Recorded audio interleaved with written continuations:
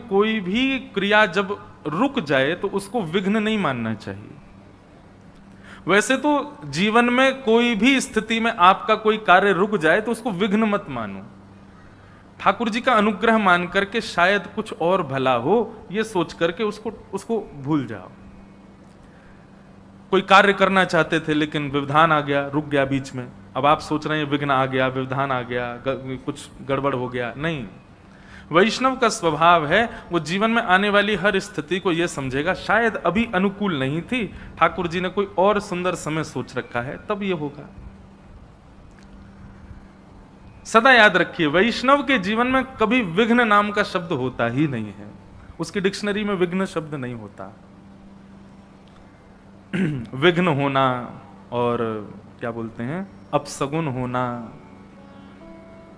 यह संसार जिन जिन चीजों पे बहुत भरोसा रखता है, ऊपर के चक्कर होना आदि आदि भाव हैं। किसी ने टोना टोटका करवा दिया है मेरे ऊपर, यह बात होना, ये सब वैष्णव इन सब चीजों से परे होता है। उसके चित्त में ये भाव कभी उत्पन्न नहीं होते। वो तो सदा इस भाव में रहता है, कृष्ण प्राप्ति करम सस्वत, और दूसरा कृष्ण ग्रह ग्रहीत आत्मा। जैसे दुनिया के लोगों पर किसी पर शनि की 7.5 रह रही है, किसी की राहु की दशा चल रही है। आप सबको आवाज आ रही है हमारी? किसी की शनि की 7.5 चलती है, किसी की राहु की दशा रहती है, किसी को और कौन कौन से ग्रह नक्षत्र होते हैं वो सब ऐसे चलते रहते हैं। पर वैष्णव के तो संपूर्ण जीवन में एक ही ग्रह रहता है। प्रहलाद जी महाराज कहते हैं श्रीमद् भागवत में, कृष्ण ग्रह ग्रहीत आत्मा नवेद जगदीश्वर। बोले संसार के लोगों को दुनिया भर के ग्रह सताते हैं, पर वैष्णव के जीवन में एक ही ग्रह रहता है, और ये एक ग्रह इतना विशाल है कि ये जब आता है तो बाकी के ग्रह नहीं आ पाते, और वो ग्रह है कृष्ण ग्रह। कृष्ण ग्रह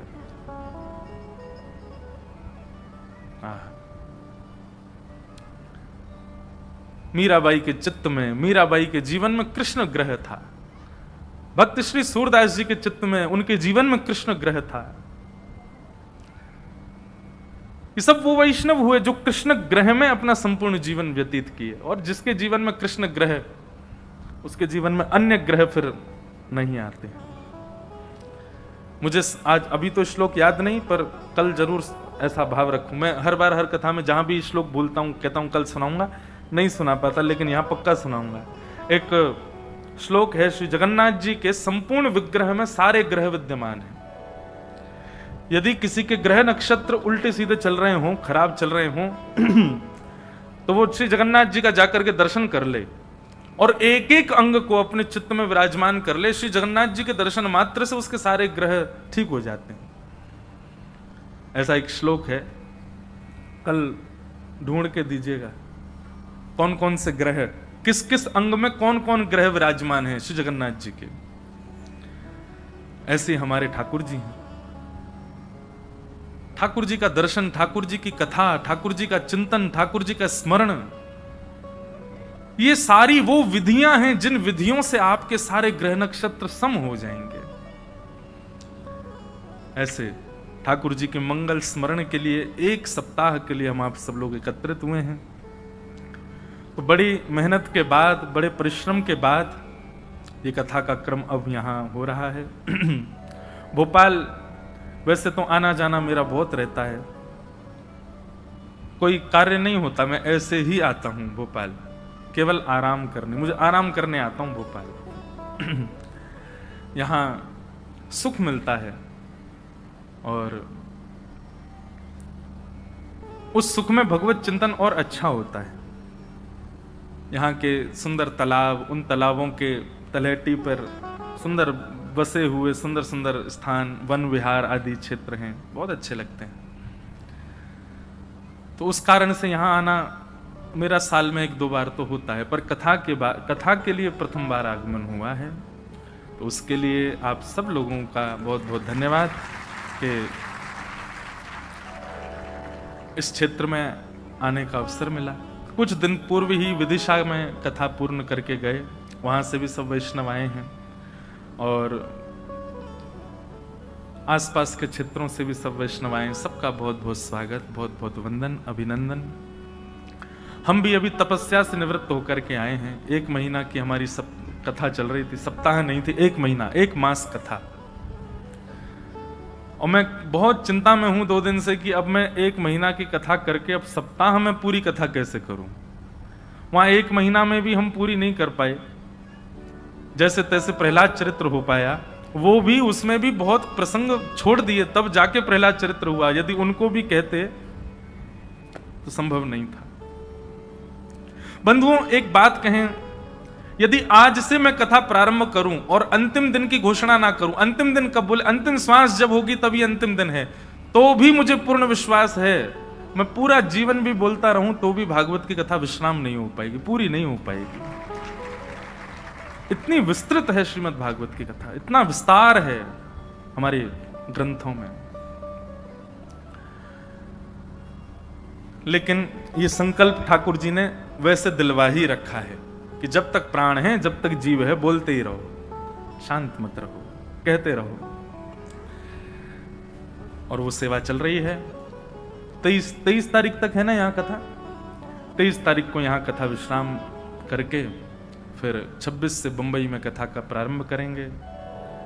23 तारीख तक खूब आनंद से आप लोग कथा में पधारिए। कुछ नियम है, उनका ध्यान रखिएगा। सबसे पहला नियम, कर्ण पिशाचनी को स्विच ऑफ रखिएगा कथा में। हाँ, वो कर्ण पिशाचनी है, उनको आप फ्लाइट मोड पर रखिएगा। दूसरी बात, मन बुद्धि चित्त तीनों को आप यहां प्रस्तुत रखिएगा व्यास मंच की ओर। एक क्षण के लिए भी आपकी चित्त वृत्ति कहीं अन्य स्थान पर ना जाए, यह विचार कीजिएगा। तीसरा, हो सके तो एक आसन में बैठ करके कथा सुनने का प्रयास कीजिएगा। यदि ज्यादा ही शारीरिक दिक्कतें हैं तो फिर कोई दिक्कत नहीं। सोफा वाले सोच रहे हैं हमारा बढ़िया, हम इसी आसन में रहेंगे, सोफा आसन। लेकिन जो लोग नीचे बैठ करके सुन रहे हैं, प्रयास कीजिए एक ही आसन में रहें। छोटे छोटे बच्चे हैं, उनको जरूर कथा में लाओ, पर बैठा के कथा सुनवाओ, वो ऊधम मचाएं, इसका प्रयास कम हो। चौथी बात, यदि कर सकें तो करने का प्रयास कीजिएगा। जहां बैठ के प्रथम दिन कथा सुनो, 7 दिन वहीं बैठिएगा। जिस प्रकार देखो व्यास के नियम है ना, समय पर आकर के बैठ जाना, एक आसन में बैठना, एक ही जगह पर बैठना, ज्यादा हिलना डुलना नहीं, केवल मन बुद्धि चित्त वाणी सब कुछ भागवत जी में। ऐसे ही श्रोता को भी होना चाहिए। बस श्रोता का एक लक्षण कम है, उसको बोलना नहीं है, उसको मौन रहना है। तो इन नियमों का आप सब लोग पालन कीजिएगा। कोई भी जिज्ञासा मन में उत्पन्न हो, प्रश्न आवे, तो तर्क वितर्क कुतर्क की भावना से प्रश्न मत कीजिएगा।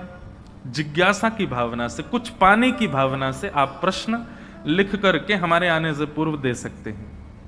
जितना इस मति में है, जितना गुरुजनों से प्राप्त है, या ठाकुर जी जितना अनुग्रह करेंगे, ऐसा नहीं है कि हम बहुत ज्ञानी हैं, हम तो बिल्कुल कुछ नहीं जानते। ठाकुर जी के अनुग्रह से जो उत्तर समझ में आएगा उसका उत्तर देने का प्रयास करेंगे। कीर्तन हो, प्रयास कीजिए कि आप सब लोग करताल बजा के गाओ। और नृत्य की भावना यदि उत्पन्न हो तो तब तक मत उठिएगा जब तक आपके वश में आपके पैर ना हो। जब लगे कि नहीं अब वश में है ही नहीं, तभी नृत्य कीजिएगा। नहीं तो बैठे बैठे ही आप लोग आनंद कीजिए, करताल बजाओ।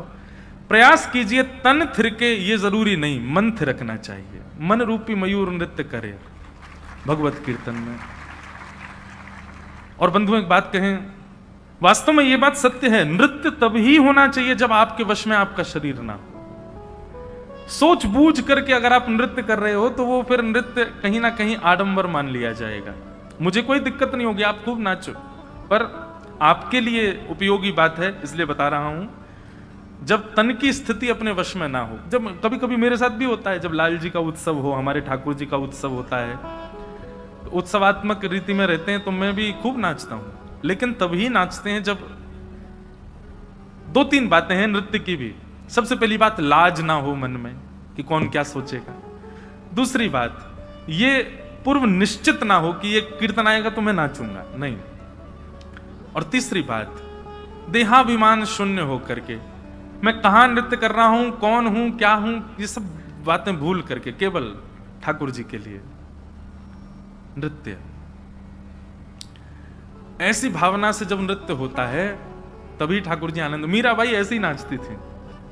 मीराबाई जब बिल्कुल शून्य हो जाती थी, उनको कोई चिंता परवाह नहीं होती थी कौन देख रहा है, कौन बोल रहा है, बस नृत्य करती थी ठाकुर जी के लिए। तो नृत्य तभी करना है जब आपका तन आपके वश में ना हो, रोक ही नहीं पा रहे हो स्वयं को, तब नृत्य करो। और जहां हो, जिस आसन पर हो वहीं नृत्य करो, अन्य कहीं मत जाइएगा। ये सारे नियम हैं कुछ। और अंतिम नियम, व्यास जी के आने से पहले अपने आसन पर आके बैठ जाओ, और व्यास जी के जाने के उपरांत ही आप पंडाल से जा सकते हैं। ये कथा के नियम है। दूसरे, हमारे आने जाने का एक नियम और सुनिए, हमको प्रणाम दूर से ही कीजिए। ऐसा नहीं कि हमको कुछ दिक्कत, आप प्रणाम करो पर दूर से ही करो। मार्ग अवरुद्ध करके किसी को प्रणाम नहीं करना चाहिए, स्पर्श करके किसी को प्रणाम नहीं करना, दूर से प्रणाम करो। जय श्री कृष्ण बोलो, जय श्री राधे बोलो। और प्रणाम करने का बहुत ही मन होता है ना, तो ये आपस में आपके अगल बगल में जो श्रोता बैठे इन्हीं को प्रणाम कर लो। कथा सुन के ये भी वैष्णव हो गए, ये भी परम भागवत हो गए। एक दूसरे को ही प्रणाम कर लिया करो। कथा सुनते सुनते बगल वाले के पैर छू लिया करो, बोले जय हो, तुम कोई प्रणाम है। और बगल में पत्नी हो तो डबल प्रणाम कर लेना। ये बात कोई आपको हंसाने के लिए नहीं है। यत्र प्रविष्टो सकलोपि जंतु आनंद सच्चिद घनताम उपैति। इस प्रांगण में प्रवेश होने के बाद आप मानव नहीं हो, आप सामान्य नहीं हो, आप ठाकुर जी के द्वारा, जैसे अभी इलेक्शन चल रहा है ना, हम जिसको इलेक्ट करेंगे वही जाकर के सत्ता में बैठेगा, ठीक वैसे ही ठाकुर जी जिसको सिलेक्ट करते हैं वही कथा में आके बैठता है। और ठाकुर जी किसी सामान्य को सिलेक्ट नहीं करते, आप सब भी सिलेक्टेड हो, इलेक्टेड हो। बस अब ये बात है कि इतने लोग सिलेक्ट तो हो गए, अब इस सिलेक्शन में से भक्त की पदवी, भक्त की पदवी क्या, ठाकुर जी की गोद, वो किसको प्राप्त होगी, वो 7 दिन बाद पता चले। 7 दिन में जो यहाँ के नियम कानून और पूरी कथा का सुंदर श्रवण करे, मनन करे, निध्यासन करे, ठाकुर जी की गोद उसको प्राप्त हो। जैसे मीराबाई गोद में है, सूरदास जी गोद में हैं, ऐसे अनेक भक्त हैं जो ठाकुर जी की गोद में किलोल करते हैं। हम भी, हमारा उद्देश्य भी वही है कि हमको वो प्राप्त हो। अब यहां तक तो आ गए, अब इसके बाद भगवत प्राप्ति ही उद्देश्य है। तो कई बातें हैं, इन सब चीजों का आप ध्यान रखिएगा। आज प्रथम दिन है, प्रथम दिन ज्यादा देर कथा तो नहीं होती, पर महात्मा कहा जाता है। तो भागवत जी का महात्मा हम लोग सुने। उस महात्मा में जो महत्व बताया गया भागवत जी का, उनके मुख्य मुख्य भावों को सुनते हुए हम लोग आज के मंगल भाव में प्रवेश करते हैं। आइए बड़े प्रेम और भाव से सब लोग 2 मिनट जय जयकार करो। बोलो वृंदावन बिहारी लाल की, भागवत महापुराण की, सब संतन की जय जय श्री राधे। श्रीमद् भागवत का महात्मा और उसका प्रथम श्लोक। अभी नासिक में 1 महीने की कथा थी, 4 दिन तक महात्मा चला। अब यहाँ 2.5 घंटे में महात्मा कहना है। बहुत अद्भुत है भैया भागवत की कथा। एक एक विषय इतना विस्तृत है, उस पर कितना चिंतन किया जा सकता है। आइए बड़े प्रेम और भाव से सब लोग ठाकुर जी के चिन्मय स्वरूप। देखो ये व्यासपीठ के पीछे जो ठाकुर जी का चित्र है ना, ये किस लिए बनाया जाता है, ताकि कथा सुनते सुनते बीच बीच में आप इनको देखो और इनको देख करके अनुभव करो कि ये तो केवल चित्र है, वास्तविक में ठाकुर जी कैसे हूं, कितने प्यारे, कितने सुंदर ठाकुर जी। और एक बात कहूं, ये चित्र 7 दिन में एक उद्देश्य से और कथा सुनिएगा कि इस चित्र में आपको कोई ना कोई अनुभव होना चाहिए। या तो ठाकुर जी की पलक झपकने का अनुभव हो, या थोड़ी मंद मुस्कान और तीव्र हुई है ऐसा अनुभव हो, कोई अंग ठाकुर जी का हिला है ऐसा अनुभव हो, ठाकुर जी का कोई वस्त्र हिला है ऐसा, और ये होगा, निश्चित होगा। बस आप नियम से, भाव से, प्रेम में भर करके कथा सुनो। ये ज्ञान का विषय कम है, वैराग्य का विषय कम है, प्रेम का विषय है भागवत। क्षमा कीजिएगा, 7 दिन बाद आप ज्ञानी नहीं बनोगे, आप वैरागी नहीं बनोगे, 7 दिन बाद आप प्रेमी बन जाओगे, आपके अंदर प्रेम आ जाएगा। जिसको देखोगे उसको भी प्रेम से भर दोगे तो समझो कथा सुनी। आइए प्रवेश करते हैं। सच्चिदानंद रूपाय विश्वोत्पत्त्यादि हेतवे तापत्रय विनाशाय श्री कृष्णाय वयं नुमः। यं प्रव्रजन्तमनुपेद अपेत कृत्यं द्वैपायनो विरह कातरया जुहाव पुत्रेति तन्मयतया तरवोऽभिनेदुः तं सर्वभूतहृदयं मुनिमानतोऽस्मि। श्रीमद् भागवत के महात्म का प्रथम श्लोक। सच्चिदानंद रूपाय। भगवान के 3 रूप हैं और ये 3 रूप हम मानवों के भी हैं। कौन कौन से? सत्य, चैतन्य और आनंद। बहुत ध्यान से सुनिएगा सब लोग।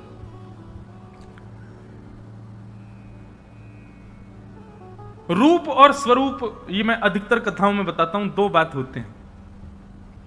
रूप और स्वरूप में केवल इतना समझ लीजिए कि किसी अन्य को आकर्षित करने के लिए, किसी अन्य को दिखाने के लिए जो आप धारण करते हो वो स्वरूप है, और अपनों के लिए जो आपका रहता है वो रूप है।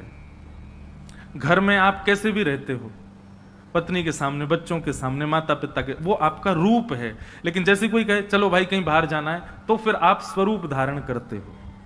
फिर आप केश भी काटते हो, वस्त्र भी सदे हुए पहनते हो, थोड़ा मुख भी ठीक करते हो, तब जाते हो। वो स्वरूप है। ऐसे रूप और स्वरूप ये 2 हम सबके होते हैं। बाह्य लोगों के लिए जो धारण है वो स्वरूप, अपनों के लिए जो है वो रूप। स्वरूप ठाकुर जी के अनंत हैं, बहुत सारे हैं। मतलब कहीं पर ठाकुर जी त्रिभंग लली हैं, कहीं पर गिरधर स्वरूप में हैं, कहीं पर ठाकुर जी लड्डू गोपाल हैं, कहीं पर पौड़ेनाथ हैं, कहीं पर किसी रूप में, स्वरूप में, कहीं किसी। स्वरूप अनेक हैं ठाकुर जी के, सबके लिए अनेक रूप हैं। अनेक रूप रूपाय विष्णवे प्रभ विष्णवे। लेकिन स्वरूप ठाकुर जी का जो अंतरंग रूप, अंतरंग स्वरूप है, रूप है, वो 3 ही है। सत्य, चैतन्य और आनंद। सबसे पहला सत्य। ठाकुर जी सत्य है, वो त्रिकाला बाधित सत्य है। सत्य जिनके सामने कभी असत्य आप कह ही नहीं सकते, वो सत्य स्वरूप ठाकुर जी हैं।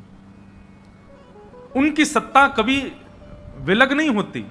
जब सृष्टि थी तब भी वो हैं, जब सृष्टि नहीं होगी तब भी वो रहेंगे, और जब आदि में सृष्टि नहीं थी तब भी वो थे, हैं और रहेंगे। ये 3 संबोधन जिनके लिए हैं वो सत्य है। था, है और रहेगा, उसी को सत्य कहते हैं।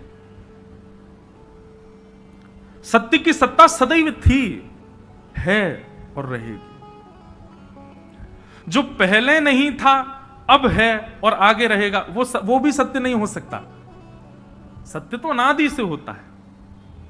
इसलिए सत्य का यदि मूल रूप देखा जाए तो वो केवल और केवल ठाकुर जी हैं, क्योंकि वो अनादि हैं, आज भी हैं और अनादि काल तक रहने वाले हैं।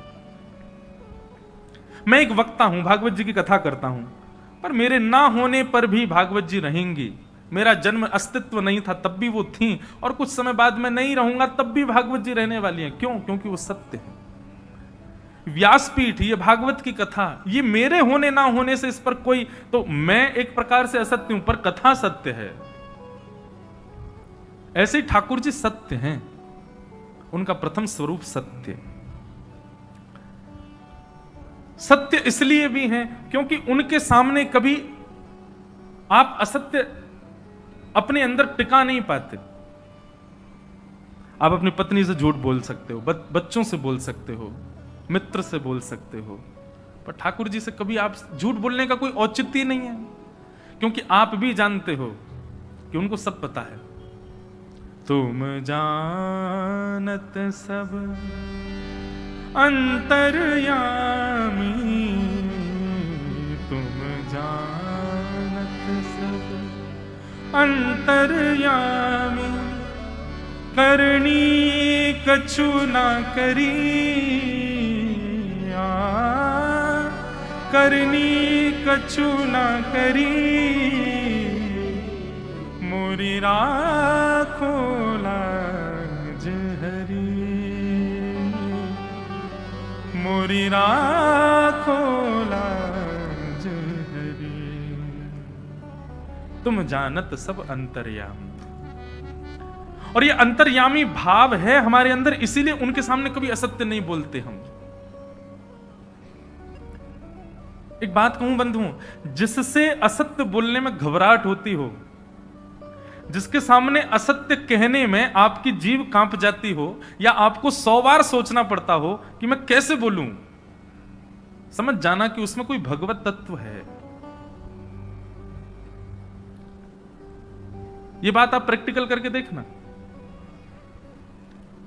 आप सबसे झूठ बोल लेते हो। अच्छा, झूठ संसार में सब बोलते हैं, ऐसा कोई नहीं जो झूठ नहीं बोलता। आप स्वयं से ही झूठ बोलते हो कि संसार सत्य है, मैं सत्य हूं, यह भी एक झूठ है।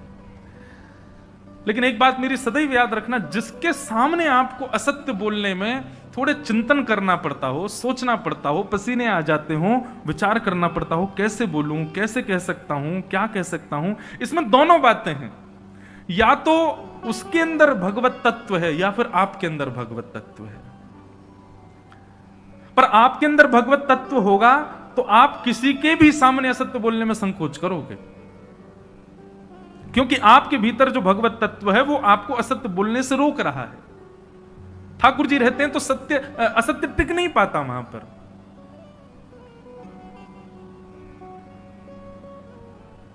भगवान सत्य हैं, इसलिए प्रथम स्वरूप ठाकुर जी का क्या है? रूप सत्य। दूसरा रूप क्या है? अच्छा, एक और बात, कोई जगन्नाथ जी की उपासना करता है, कोई लड्डू गोपाल की सेवा करता है, कोई त्रिभंग ललित ठाकुर जी की सेवा करता है, मैं गिरधर लाल जी की सेवा करता हूं। पर इन सेवा प्रणालियों में यदि कोई सत्य की सेवा करता है तो वह भी एक प्रकार का अर्चक है। वो सत्य स्वरूप की सेवा करता है, वो संकल्पित है कि ज्यादा से ज्यादा मैं सत्य कहूं, तो वह भी एक प्रकार का अर्चक माना जाएगा और उसको भी उतना ही फल मिलेगा जितना मुझे आपको सेवा करके मिलता है। जितना मुझे और आपको गिरिराज जी की परिक्रमा करके, बद्रीनाथ जाकर के, जगन्नाथपुरी जाकर के जो फल मुझे और आपको मिल रहा है, वह एक सत्य संभाषण करने वाले को भी मिल रहा है, क्योंकि वो सत्य स्वरूप का उपासक है। तो प्रथम स्वरूप ठाकुर जी का सत्य। दूसरा स्वरूप, दूसरा रूप है ठाकुर जी का चैतन्य। चैतन्य मतलब ठाकुर जी चित स्वरूप हैं। चित स्वरूप का मतलब यह होता है कि वह, उनका कोई एक स्थान नहीं है कि वो वहीं हैं, सर्वव्यापी हैं, सब जगह विद्यमान है। यहां वायु में भी उनका तत्व है, ये कण कण में वो विद्यमान है, हर जगह उनकी स्थिति है। इसको चैतन्य कहते हैं। अब हमारे अंदर क्या होता है, हम कई बार मंदिर के ठाकुर जी को अपने सेवा के ठाकुर जी से अधिक श्रेष्ठ समझ लेते हैं। श्रेष्ठ वो हैं, उनकी वर्षों से सेवा चली आ रही है, उनके नियम से सेवा होती है, ठीक है, स्थान की श्रेष्ठता तो है, पर आपके ठाकुर जी भी कोई कम श्रेष्ठ नहीं है, वो सम ही हैं दोनों। ये समत्व भाव कब आएगा आपके अपने ठाकुर जी और मंदिर के ठाकुर जी में? जब आप चैतन्य बुद्धि रखोगे। सर्वव्यापी हैं ठाकुर जी, सब घट विराजते हैं।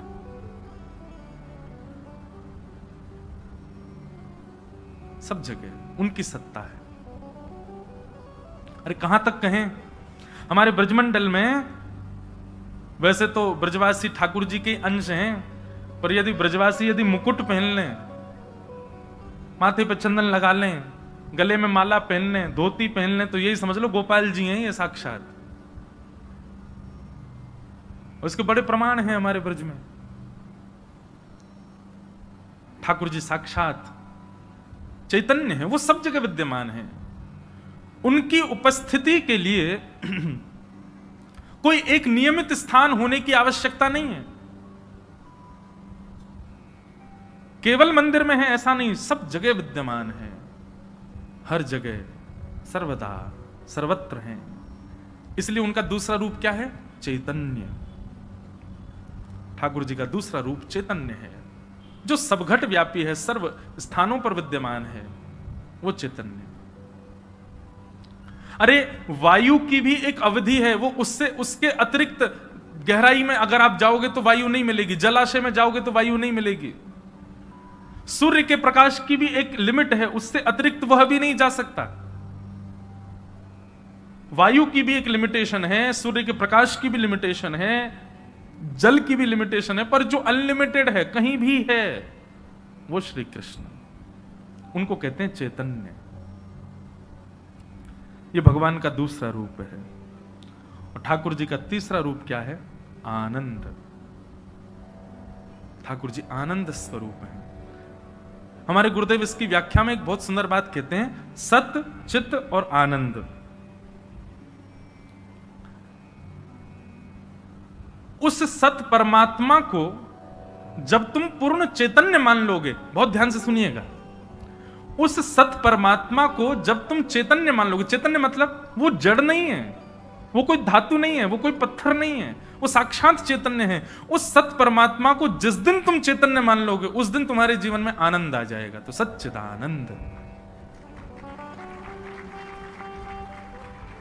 आप अभी भी यदि ये भाव रखते हैं कि वो जड़ हैं, उनके प्रति जड़त्व की भावना चित्त में रहती है, तो निश्चित है आपकी सेवा में आपको आनंद नहीं आ सकता।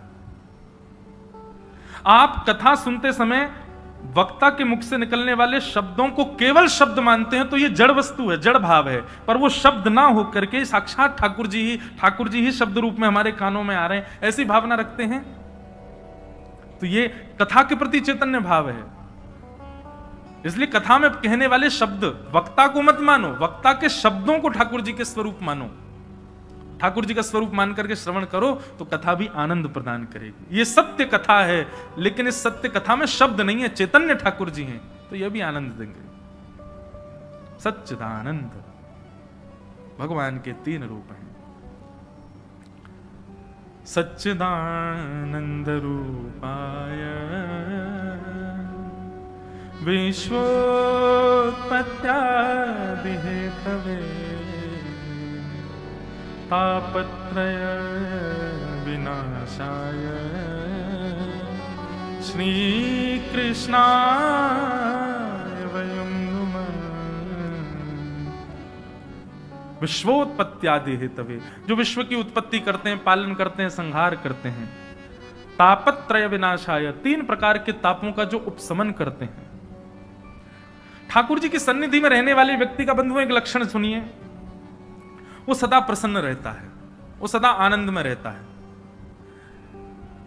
आप दिखाते तो ऐसा है कि 4 घंटे आप सेवा करते हो, आप दिखाते तो ऐसा है कि आप 2 घंटे कथा सुनते हो, आप दिखाते तो ऐसा है कि आप पूर्ण वैष्णव भेष में रहते हो, लेकिन चिंता आपके जीवन में आती है, विचलनता आपके जीवन में आती है, विचलित आप हो जाते हो, तो निश्चित ही रूप से आप जो कर रहे हो वो कहीं ना कहीं उसमें अपूर्णता है, इसीलिए आप विचलित होते हो, इसीलिए आप चिंतित होते हो। वैष्णव कभी चिंतित विचलित नहीं होता, वो परम प्रसन्न रहता है, परम आनंद में रहता है, परम सुख में रहता है, वो प्रसन्न अवस्था में रहता है। अभी महाराष्ट्र में कथा थी, तो वहां एक भक्त की कथा में सुना रहा था, एक गौरवा काका, पंडरीनाथ भगवान के परम भक्त हुए श्री गौरवा काका। उनकी स्थिति भजन की कैसी, वो मटका बनाते थे और मटका की जो मिट्टी होती थी उसको पैरों से गूंदते थे। एक दिन पत्नी कहीं चली गई कुछ जलादि लेने, छोटा सा 6-7 महीने का बालक गुटमुन चलता था उनका। गौरवा काका का नियम था कि जब वो मिट्टी गूंदते थे पैर से, तो चप चप चप जब आवाज आती थी पैरों से, तो उसी ताल में विठल विठल विठल विठल कीर्तन करते थे। तो एक दिन ऐसे ही गौरवा काका अपने पैरों से मिट्टी गूंद रहे थे और विठल विठल कह रहे थे। अब वो पैरों से निकलने वाले वो कीच जो है मिट्टी की, उसकी ओर आकर्षित हो गया वो छोटा सा बालक, और वो भी घुटमुन चल करके उनके समीप पहुंच गया। गौरवा काका तो देहाभिमान से शून्य, नेत्र बंद हैं, दोनों भुजाएं उठी हुई हैं, कीर्तन कर रहे थे। वो बालक समीप आता आता आता थोड़ा समीप आया होगा कि गौरवा काका का पैर उस पर पड़ गया, और उनको यह भी भान नहीं रहा कि एक बालक मेरे पैर के नीचे आ गया, उनका खुद का बालक। कीर्तन नहीं छोड़ा, करते रहे, बालक की मृत्यु हो गई। पत्नी लौट करके आई और पत्नी ने आकर के जैसे ही देखा तो मिट्टी में सना हुआ बालक दलदल में पड़ा था, मृतक, और गौरवा काका उसके ऊपर ही चढ़ करके कीर्तन कर रहे थे। कभी कभी कई भक्तों के चरित्र सुनकर के लगता है कि हम लोग कथा सुन लें, इसी में ही हम लोग बहुत हैं, बस ये जीवन में अगर हमारे घट गई ना घटना, ऐसी घटना तो कभी नहीं घटे, पर हम वैष्णव परिपूर्ण रूप से हो गए तो क्या हम स्वीकार कर पाएंगे हमारे साथ होने वाली स्थितियों को? गौरवा काका कीर्तन करते करते इतना भी भान नहीं रहा, बालक के ऊपर चढ़ गए, मृत्यु हो गई। पत्नी ने आकर के धक्का दिया और धक्का देकर के बोली, क्या कर रहे हो तुम, बालक के ऊपर चढ़ गए? तो चरित्र प्रसंग ऐसा आता है कि गौरवा काका को इस बात से पीड़ा नहीं हुई कि बालक के ऊपर चढ़ गया, उनको इस बात से पीड़ा हुई कि वो कीर्तन कर रहे थे तो उनको साक्षात पंडरीनाथ भगवान दिख रहे थे सामने, और बस पंडरीनाथ भगवान उनको अंग में आलिंगन करने के लिए समीप आ ही रहे थे, तभी पत्नी ने आके धक्का दे दिया, मतलब आलिंगन से रह गए, वो इस बात से विचलित हो गए। अब गलती तो हो गई, पत्नी बड़ी नाराज, पत्नी ने तो मन बना लिया अब आपके साथ तो कभी नहीं रहूंगे। गौरवा काका ने भी कहा कि ठीक है, मेरे विट्ठल के मिलन में जो बाधा बने मैं भी उसका कभी स्पर्श नहीं करूंगा। पर ठाकुर जी कहीं ना कहीं से परीक्षा तो लेते ही हैं। अब कथा तो बहुत बड़ी है, एक और ब्याह हुआ गौरवा काका का, उन्हीं के छोटी बहन के साथ ब्याह हुआ, क्योंकि सबने कहा कि वंश आगे बढ़ना चाहिए, कैसे भी गौरवा काका का वंश आगे बढ़े, आदि आदि ऐसी कथा है। एक बार उन्होंने प्रण लिया था कि मैं स्पर्श नहीं करूंगा, पर रात्रि शयन के समय गलती से स्पर्श हुआ तो गौरवा काका को इतनी ग्लानि हुई कि दूसरे दिन अपने दोनों भुजाओं को काट दिया। क्यों? क्योंकि उन्होंने पंडरीनाथ भगवान की सौगंध खाई थी कि मैं अपने हाथों से कभी पत्नी का स्पर्श नहीं करूंगा। और मन में विचार करने लगे, अरे मैं तो निद्रा में चला गया, तुम लोगों ने कैसे पंडरीनाथ भगवान की सौगंध को तोड़ दिया, स्पर्श कैसे किया? दोनों भुजाएं कटवा दी अपनी। जीवन पर्यंत बिना भुजाओं के रहे, कभी उनको ग्लानि नहीं हुई। लेकिन एक दिन तुकाराम जी महाराज का कीर्तन चल रहा था और उस कीर्तन में सब ताली बजा बजा करके नाच रहे थे। गौरवा काका बिना भुजाओं के बैठे थे, अब अपने हाथों को हिलाएं लेकिन ताली तो बजे नहीं, हाथ तो है नहीं। तब उनको जीवन में पहली बार ग्लानि हुई कि मैंने अपने हाथ क्यों काटे। यदि आज कीर्तन में मेरे हाथ होते तो मैं भी नाचता, मैं भी करताल बजाता। अब थोड़े थोड़े हाथ थे तो उन्हीं को ही अपने समीप लाने लगे और वो आ नहीं रहे थे, तो जितना प्रयास करते समीप लाने का, रोते कि हे नाथ मेरे हाथ होते तो मैं भी करताल बजाता। रोते रोते जब दोनों भुजाओं को समीप करने लगे, पंडरीनाथ भगवान को इतनी दया आई कि गौरवा काका के पुनः हाथ प्रकट हो गए और वो करताल बजा करके कीर्तन करने लगे। फिर उनको संतान की प्राप्ति भी हुई। तो ठाकुर जी भैया परीक्षा लेने पर कभी आ जाएं, लोग बाग सामान्य से जीवन में होने वाली घटनाओं पर, बच्चा बीमार हो जाए तो आके कहते महाराज जी भगवान हमारी बड़ी परीक्षा लेते हैं, क्यों? हमारा बेटा बीमार रहता है, ये परीक्षा है ठाकुर जी की। परीक्षाएं देखनी है तो देखो भक्तों के चरित्र में कैसी कैसी परीक्षाएं ठाकुर जी, कहां तक, किस स्थिति, कितने लेवल, कितने खतरनाक लेवल के टीचर हैं ठाकुर जी, इतना भयंकर प्रश्न देते हैं, सॉल्व नहीं कर पाओगे। परीक्षाएं ठाकुर जी हमारी तो ले ही नहीं रहे हैं। एक प्रकार से ये कह दें तो कलयुग में तो ऐसी परीक्षा है कि परीक्षा के साथ साथ ठाकुर जी ने आंसर शीट और दे रखी है, पीछे से टीप टीप के करते जाओ। अभी तो परीक्षाएं होती ही नहीं है।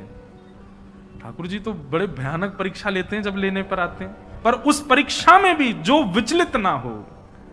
देखिए सबसे बड़ी बात क्या है, भक्त होना बड़ी बात नहीं है, भक्ति आपके चित्त में सदा बनी रहे चाहे स्थिति कैसी भी हो, यह बड़ी बात है। ब्याह होना बड़ी बात नहीं है, संबंध बना रहे ये बड़ी बात है। ज्ञानी होना बड़ी बात नहीं है, पर ज्ञान सदा बना रहे ये बड़ी बात है। तो ऐसे ही भक्त बन जाना, कथा सुन लेना, ये बड़ी बात नहीं है। वो भक्ति सदा कांस्टेंट आपके चित्त में वैसी की वैसी बनी रहे जैसी है। अहै तुक्य प्रतिहता ये आत्मा संप्रसिद्ध, श्रीमद् भागवत में कहते हैं। वो भक्ति यथावत रहे, ये बड़ी बात है। किसी भी स्थिति से आप विचलित ना हो। तो तापत्रय विनाशाय, 3 प्रकार के तापों का विनाश करने वाले ऐसे श्री कृष्ण को हम बारंबार प्रणाम करते हैं। तो ठाकुर जी जीवन में आते हैं तो ऐसा नहीं संकट चले जाते, संकट तो रहते हैं पर उनका अनुभव नहीं होता। ठाकुर जी उनके अनुभव से हमको बचा लेते हैं। ऐसे श्री कृष्ण को हम बारंबार प्रणाम करते हैं, नमन करते हैं। ये महात्मा का प्रथम श्लोक। बंधुओं, महात्मा में हम थोड़ा आगे प्रवेश करें। 88,000 सौनकादि ऋषि नैमिषारण्य क्षेत्र में बैठे हैं और नैमिषारण्य क्षेत्र में बैठ करके 88,000 सौनकादि ऋषियों ने भगवत प्राप्ति का साधन पूछा है। 88,000 सौनकादि ऋषियों ने सूत जी से प्रश्न किया। क्या प्रश्न किया?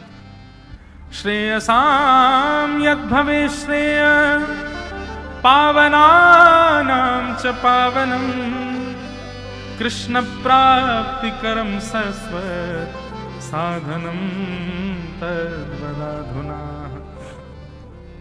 देखो, प्रश्न ऐसा होना चाहिए। प्रश्न क्या है? हे सूत जी महाराज, भगवत प्राप्ति का श्रेष्ठ से श्रेष्ठ, पवित्र से पवित्र हमको साधन बताइए जिससे हमको ठाकुर जी की प्राप्ति हो। ऐसा कोई साधन बतलाइए जिससे हम शीघ्रातिशीघ्र भगवत प्राप्ति कर सकें, ठाकुर जी हमको मिल जाएं। ये कृपा करके हमें बताओ। सौनकादि ऋषियों के प्रश्न सुनकर के सूत जी महाराज परम प्रसन्न हो गए और सूत जी महाराज उत्तर देते हुए कहते हैं कि कालव्याल मुखग्रास त्रास निर्णास हेतवे श्रीमद् भागवतम शास्त्रम कलौ कीरेण भाषितम। हे सूत जी, आप लोगों ने प्रश्न किया सौनकादि ऋषियों, भगवत प्राप्ति का साधन बताओ। इस कलयुग में भगवत प्राप्ति का सबसे श्रेष्ठ साधन एक ही है। क्या? श्रीमद् भागवतम शास्त्रम कलौ कीरेण भाषितम। कलिकाल में श्रीमद् भागवत की कथा को जीवन में उतार लीजिए। ये भागवत की कथा जीवन में उतारने का मतलब क्या है? आपके आगामी दिनों में दिखने लगे कि आप उसको फॉलो करते हो, आप उसका पालन करते हो। एक बात बताएं, डॉक्टर औषधि देता है पर औषधि के साथ आपको परहेज बताता है, इन परहेजों का पालन करो। औषधि कितनी भी ले लीजिए, लेकिन अगर आप परहेज का पालन नहीं करेंगे तो औषधि काम नहीं करेगी। डायबिटिक हो, डॉक्टर ने औषधि दे दी, ये लो रोज खाया करो। 6 महीने बाद आपकी डायबिटीज कितनी? 350, 400। डॉक्टर बोले भैया तुमने दवाई ली थी? बोले हाँ बिल्कुल नियम से, जैसे आप बता रहे थे ले रहे थे, हमने तो एक भी दिन दवाई नहीं छोड़ी।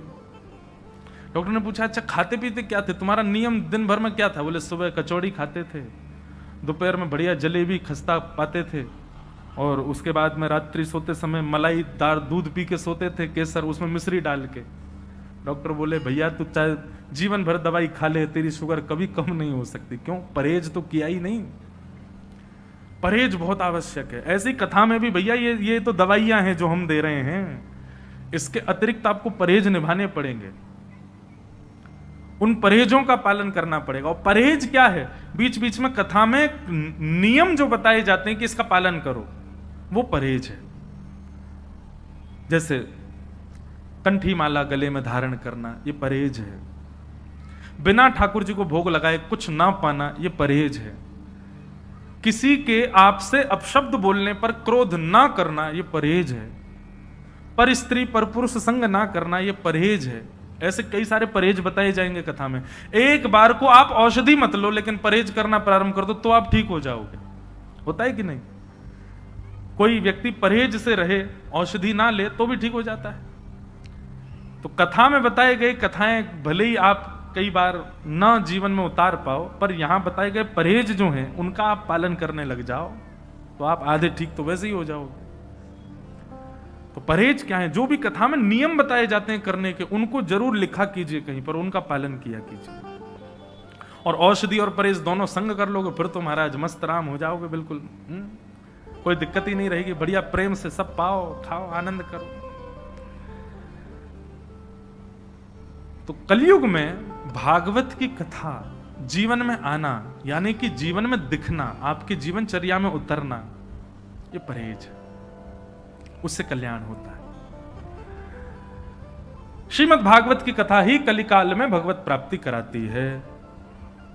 सूत जी महाराज की इस बात को सुनकर के सौनकादि ऋषियों ने पूछा कि महाराज भागवत की थोड़ी महिमा बताइए। तब महिमा सुनाते हुए कहते हैं, एक बार की बात है, नारद जी महाराज भ्रमण करते करते बद्रीनाथ पहुंचे और बद्रीनाथ में उनको सनक सनंदन सनातन सनत कुमार मिले। सनत कुमारों से जाकर के उन्होंने कहा, अहम तुम पृथ्वीं यातो ज्ञात्वा सर्वोत्तमामिति पुष्करम च प्रयागम च काशी गोदावरी तथा हरिक्षेत्रे कुरुक्षेत्रे श्रीरंगम सेतुबंधनम एवमादिषु तीर्थेषु भ्रममाण इतस्ततः। नारद जी कहते हैं, मैंने पृथ्वी को श्रेष्ठ जानकर के उसका दर्शन किया। बंधुओं, भागवत में वर्णन आता है, जिस प्रकार हम लोग विदेश की बड़ी चर्चा करते हैं ना, विदेश ऐसा है, अरे फॉरेन कंट्री इतनी अच्छी है, वहां का ऐसा, ऐसी देवताओं के यहां हमारे भारत की चर्चा होती है। ये देवता आपस में बैठते हैं तो बड़ी चर्चा करते हैं, बोले अरे तुमको पता है बद्रीनाथ कैसा है, वहां पर भगवान तपस्या में विराजमान, अरे तुमको पता है वृंदावन में वहां पर श्री राधा रमण लाल, श्री राधा वल्लभ लाल विराजते हैं, तुमको पता है राजस्थान में श्रीनाथ जी का मंदिर है, वहां पर द्वारिकाधीश विराजमान है, दक्षिण में चले जाओ वहां श्रीरंगम भगवान, श्रीरंगनाथ भगवान। ऐसी चर्चाएं देवता करते हैं आपस में, और देवता ऐसी चर्चा करते हुए हमारी आपकी बड़ी सौभाग्य की सराहना करते हैं, बोले बड़े बड़े भागी हैं भैया, इस संसार में रहने वाले लोग भगवान की सेवा करते हैं, भगवान की कथा सुनते हैं, भगवान का प्रसाद पाते हैं। देवताओं को यह सब नहीं मिलता। भागवत के पंचम स्कंद में वर्णन है कि देवता हम लोगों की बड़ी प्रशंसा करते हैं, भारत में रहने वालों की। तो नारद जी बोले, इतनी प्रशंसा मैंने सुनी कि मैं दर्शन करने आ गया, परंतु महाराज नाम बड़े दर्शन छोटे। जैसे ही मैं दर्शन करने आया इस पृथ्वी पर, मैंने क्या देखा, जितनी प्रशंसा देवता करते हैं ये तो बिल्कुल उल्टा है, संसार तो बिल्कुल विलग है। यहां पर बहुत सुंदर हमारे आपके लक्षण बताए हैं, बड़े ध्यान से सुनना। बोले कैसे लोग हैं संसार के? बोले मंदा सुमंद मतयो मंद भाग्या युपद्रता पाखंड निरताः संतो विरक्ताः सपरिग्रह। सबसे पहला बताया मंद, हम लोग मंद बुद्धि हैं। बहुत ध्यान से सुनिएगा। कल मैं विचार कर रहा था कि हम जितनी भी वस्तुएं बाजार से खरीद के खाते हैं, उन सब वस्तुओं के पीछे लिखा रहता है कि इसमें क्या क्या सामग्री है, इसमें शुगर कितना है, इसमें विटामिन्स कितने हैं, इसमें फैट कितना है, सैचुरेटेड फैट कितना, सब पीछे ब्यौरा लिखा होता है, एक एक चीज उसमें बताई गई। अब उसमें कई चीजें ऐसी हैं वो हमको पता है कि हमारे लिए हानिकारक है, हम जानते हुए भी कि हानिकारक है उस वस्तु का सेवन करते हैं। ये हमारी मंद बुद्धि है, ये हमारी मंद बुद्धि है।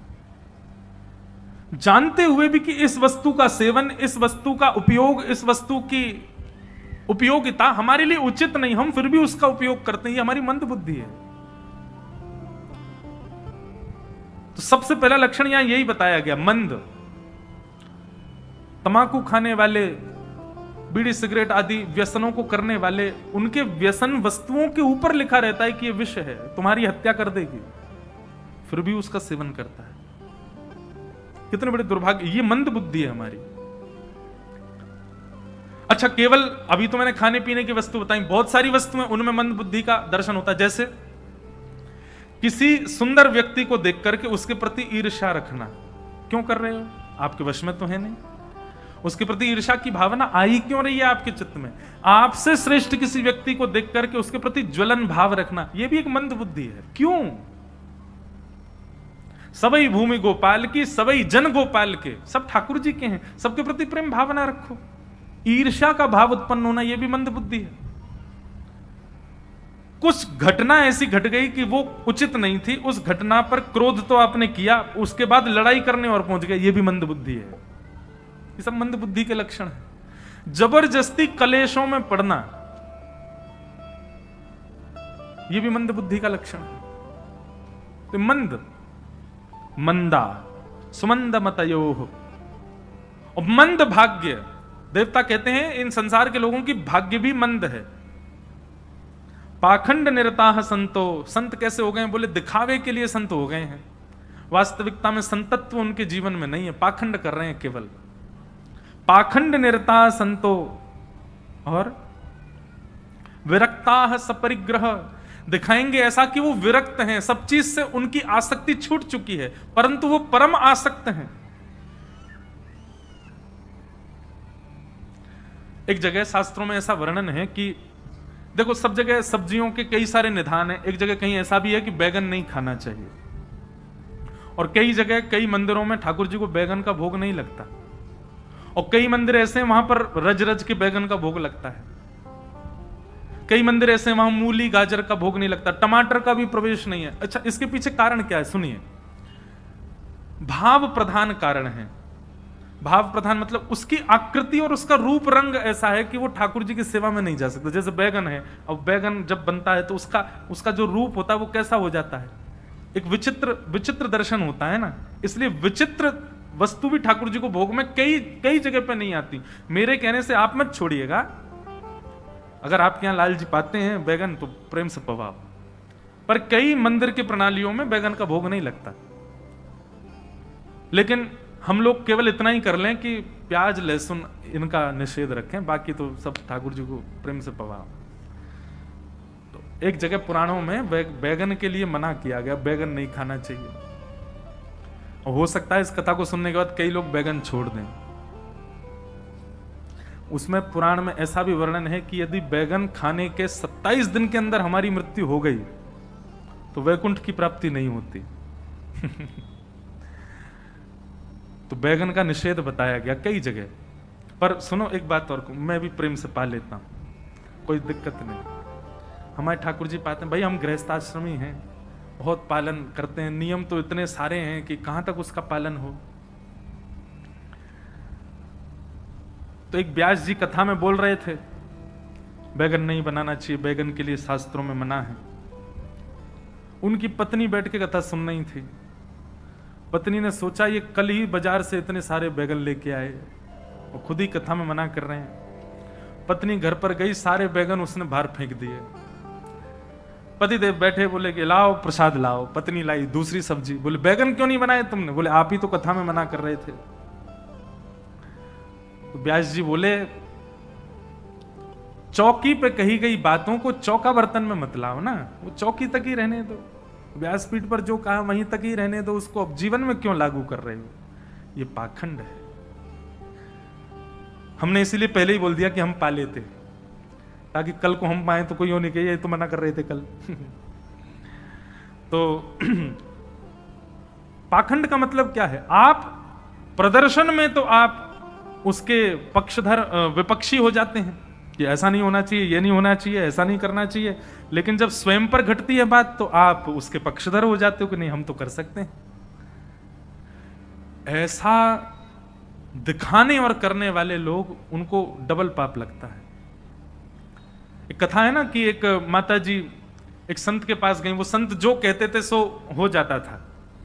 वो संत कहते हैं कि तुम्हारा ब्याह परसों हो जाए, तो परसों चाहे कैसे भी हो तुम्हारा ब्याह हो जाएगा। उतनी उनकी वाणी पर सरस्वती बैठी थी। तो एक माता जी अपने नाती को लेकर के गई, बोले ये बहुत चीनी खाता है, मैं इसको मना कर करके हार गई, इसके कीड़े पड़ गए हैं दांतों में, पेट में भी कीड़े हो गए, महाराज जी आप इसको मना कर दो, चीनी ना खाया करे। संत ने कहा 2 महीने बाद लेके आओ। 2 महीने बाद लेके गए, संत ने कह दिया चीनी मत खाना।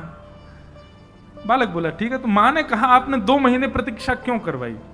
तो संत ने बहुत अच्छी बात कही, बोले मैया मैं भी चीनी खाता था पहले 2 महीने में मैंने छोड़ी है और तब मैंने कही है। इसका मतलब क्या है?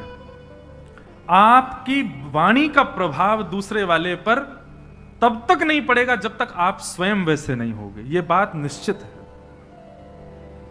आपकी वाणी का प्रभाव किसी पर इतना पड़ जाए कि आपके एक बार कहने पर वो उस मर्यादा का उल्लंघन ना करे, तो ये समझ लीजिएगा कि जिसकी वाणी सुनकर के ये आया है वो स्वयं भी उस मर्यादा में रहता होगा।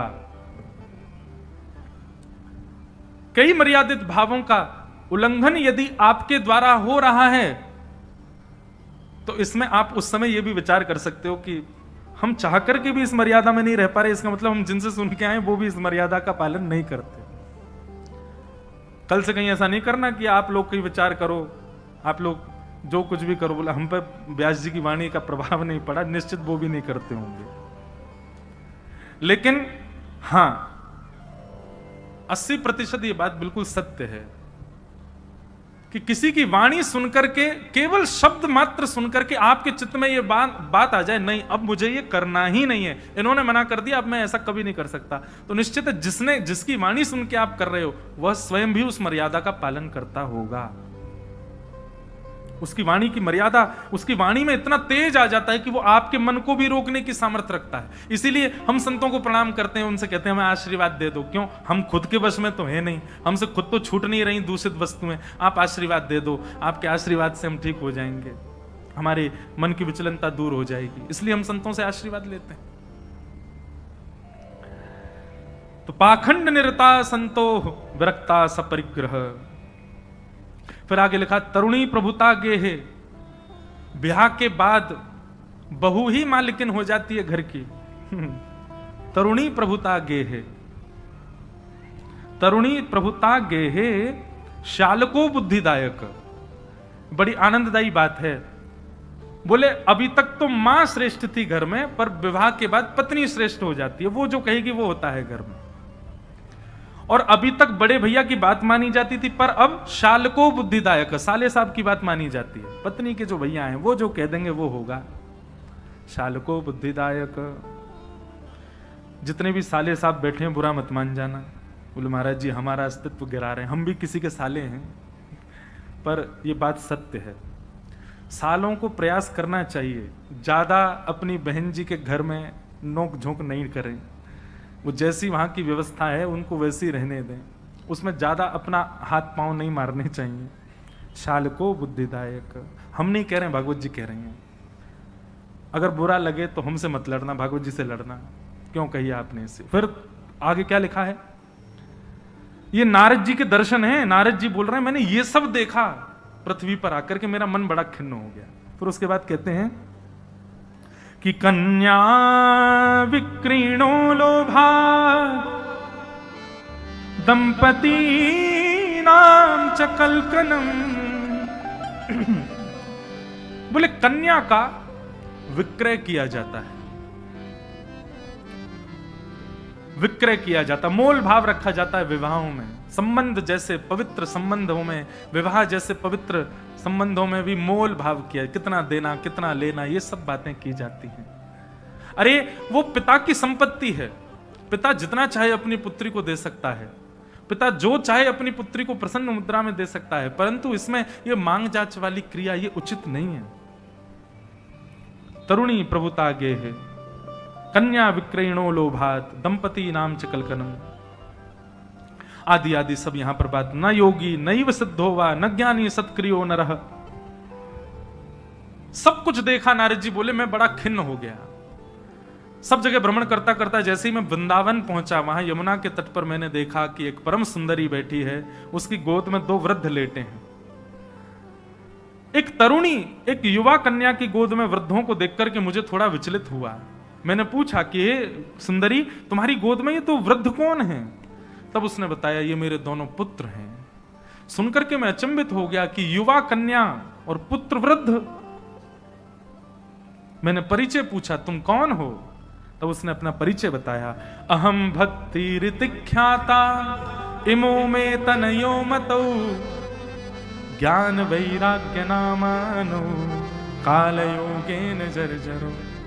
मैं भक्ति हूं, ये दोनों मेरे पुत्र हैं, ज्ञान और वैराग्य। बंधुओं हम आप सब लोग भी ऐसे ही हैं, हमारी भक्ति युवान है, हमारी भक्ति अभी युवा है, पर हमारे अंदर ज्ञान और वैराग्य दोनों वृद्ध हैं।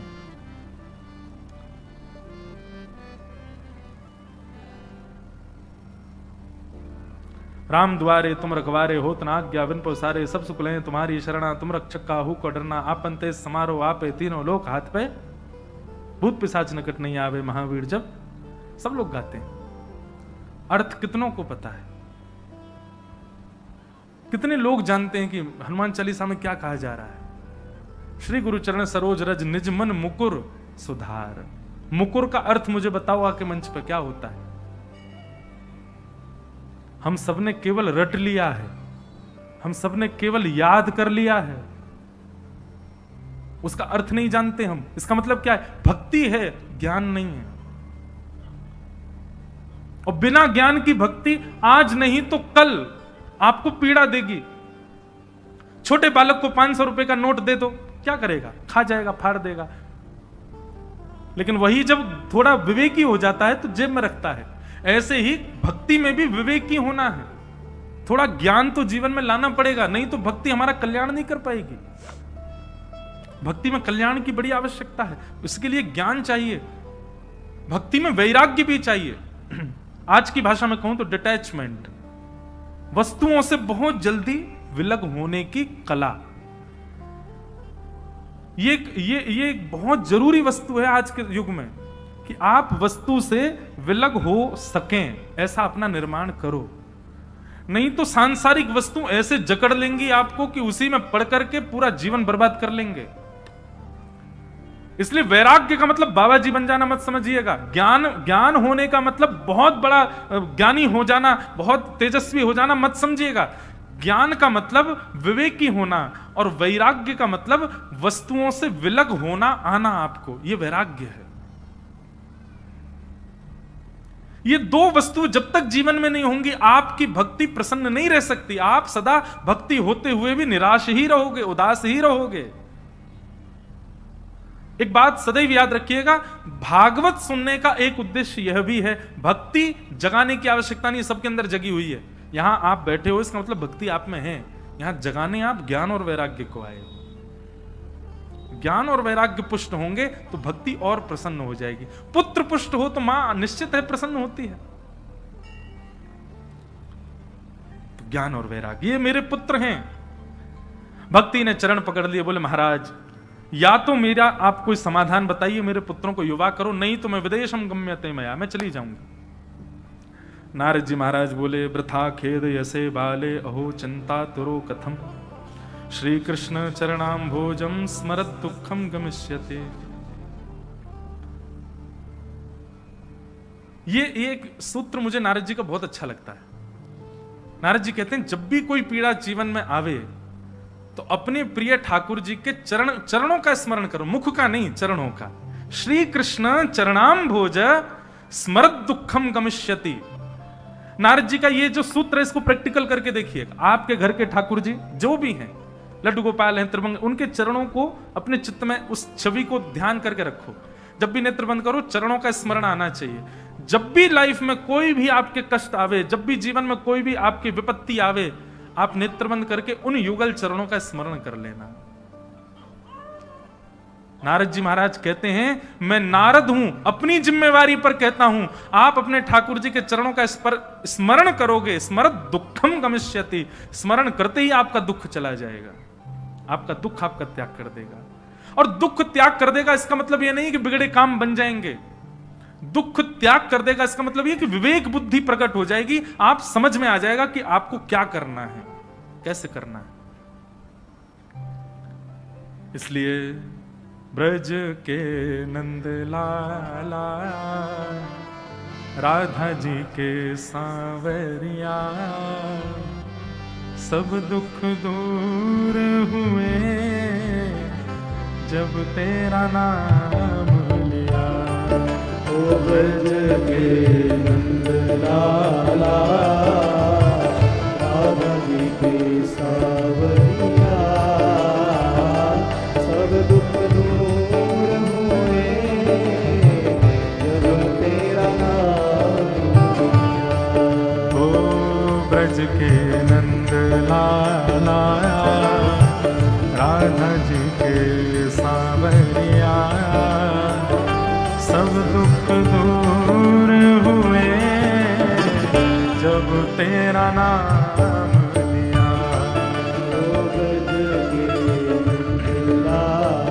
गाते हुए करताल बजाओ और नेत्रों में स्मरण करो ठाकुर जी का। सब दुख दूर हुए जब तेरा नाम लिया। हाँ, सब दुख दूर हुए जब तेरा नाम लिया। सब दुख दूर हुए जब तेरा नाम लिया। ओ मीरा पुकारे तुम्हें गिरधर गोपाला। मीरा पुकारे तुम्हें गिरधर गोपाला। मीरा पुकारे तुम्हें गिरधर गोपाला। मीरा पुकारे तुम्हें गिरधर गोपाला। ढल गया अमृत में विष का भरा प्याला। ढल गया अमृत में विष का भरा प्याला। ओ विष का भरा प्याला कौन डुबाए उसे जिसे तूने राख लिया। सब दुख दूर हुए जब तेरा नाम लिया। सब दुख दूर हुए जब तेरा नाम लिया। ओ ब्रज के नंद लाला राधा जी के सांवरिया। सब दुख दूर हुए जब तेरा नाम लिया। सब दुख दूर हुए जब तेरा नाम। श्री राधा रमण लाल की।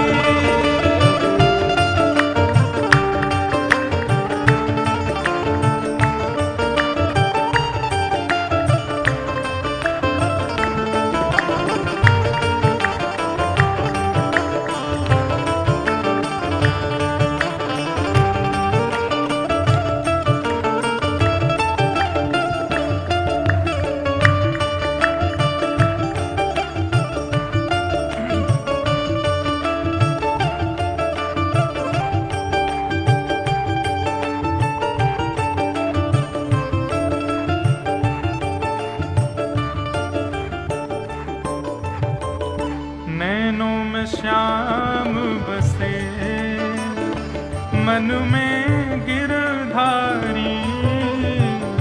नैनों में श्याम बसे मन में गिरधारी। नैनों में श्याम बसे मन में गिरधारी। नैनों में श्याम बसे मन में गिरधारी। सुध बिसराए गई मुरली की धुन प्यारी। सुध बिसराए गई मुरली की धुन प्यारी। ओ मुरली की धुन प्यारी।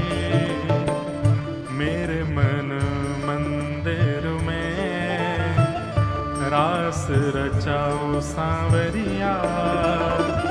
सब दुख दूर हुए जब तेरा नाम लिया। सब दुख दूर हुए जब तेरा नाम लिया। हाँ, सब दुख दूर हुए जब तेरा नाम लिया। सब दुख दूर हुए जब गाओ भाव से। तेरा नाम लिया। के नंद लाला, राधा जी के सांवरिया, सब दुख दूर हुए जब तेरा नाम लिया। सब दुख दूर हुए जब तेरा नाम और लिया। इस पद की अंतिम पंक्ति मुझे सबसे ज्यादा प्रिय है। क्या? देख रहे हो तुम मेरे दुखड़े सारे, देख रहे हो तुम मेरे दुखड़े सारे, देख रहे हो तुम मेरे दुखड़े सारे, देख रहे हो तुम मेरे दुखड़े सारे।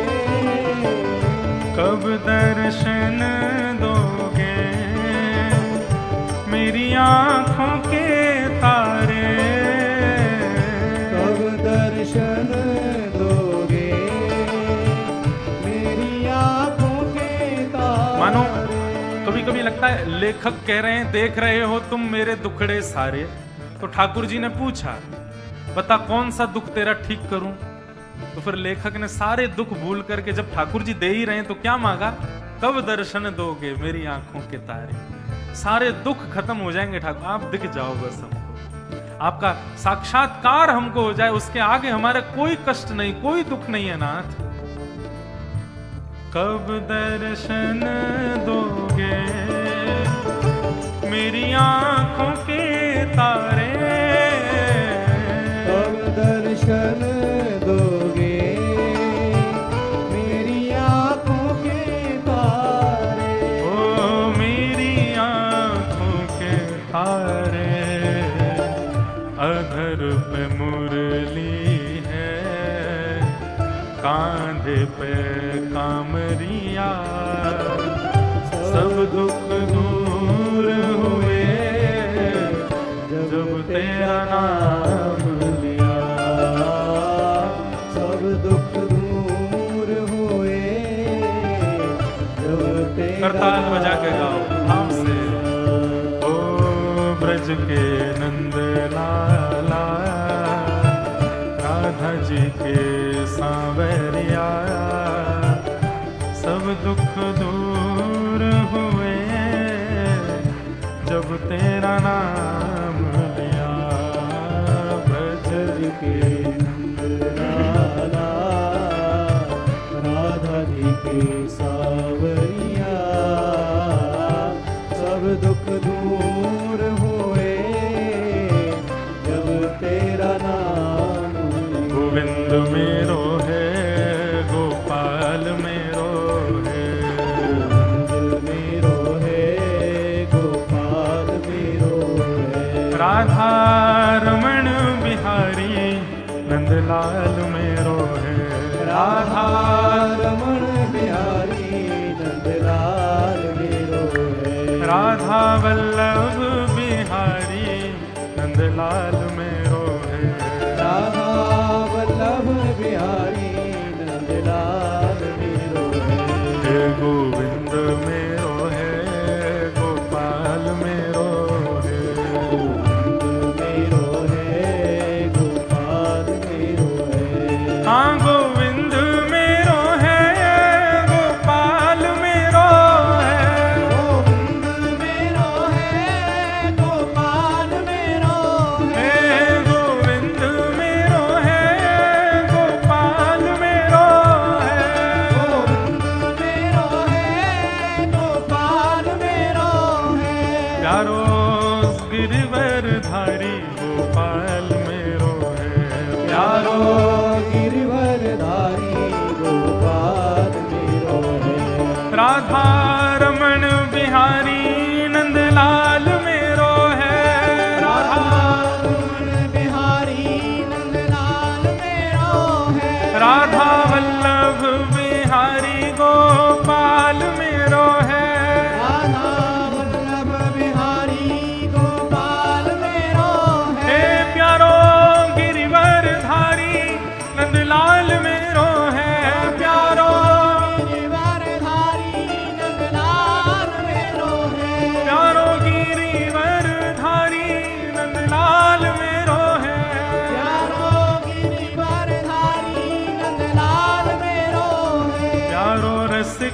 बिहारी गोपाल मेरो है। प्यारो रस की बिहारी गोपाल मेरो है। ओ सेवा कुंज बिहारी नंदलाल मेरो है। ओ सेवा कुंज बिहारी नंदलाल मेरो है। हे गोविंद मेरो है गोपाल मेरो है। गोविंद मेरो है गोपाल मेरो है। हाँ गोविंद मेरो है गोपाल मेरो है। गोविंद मेरो है गोपाल मेरो है। हे गोविंद मेरो है गोपाल मेरो है। गोविंद मेरो है गोपाल मेरो है। हे गोविंद मेरो है गोपाल मेरो है। गोविंद मेरो है गोपाल श्री राधा रमण लाल की जय जय श्री राधे।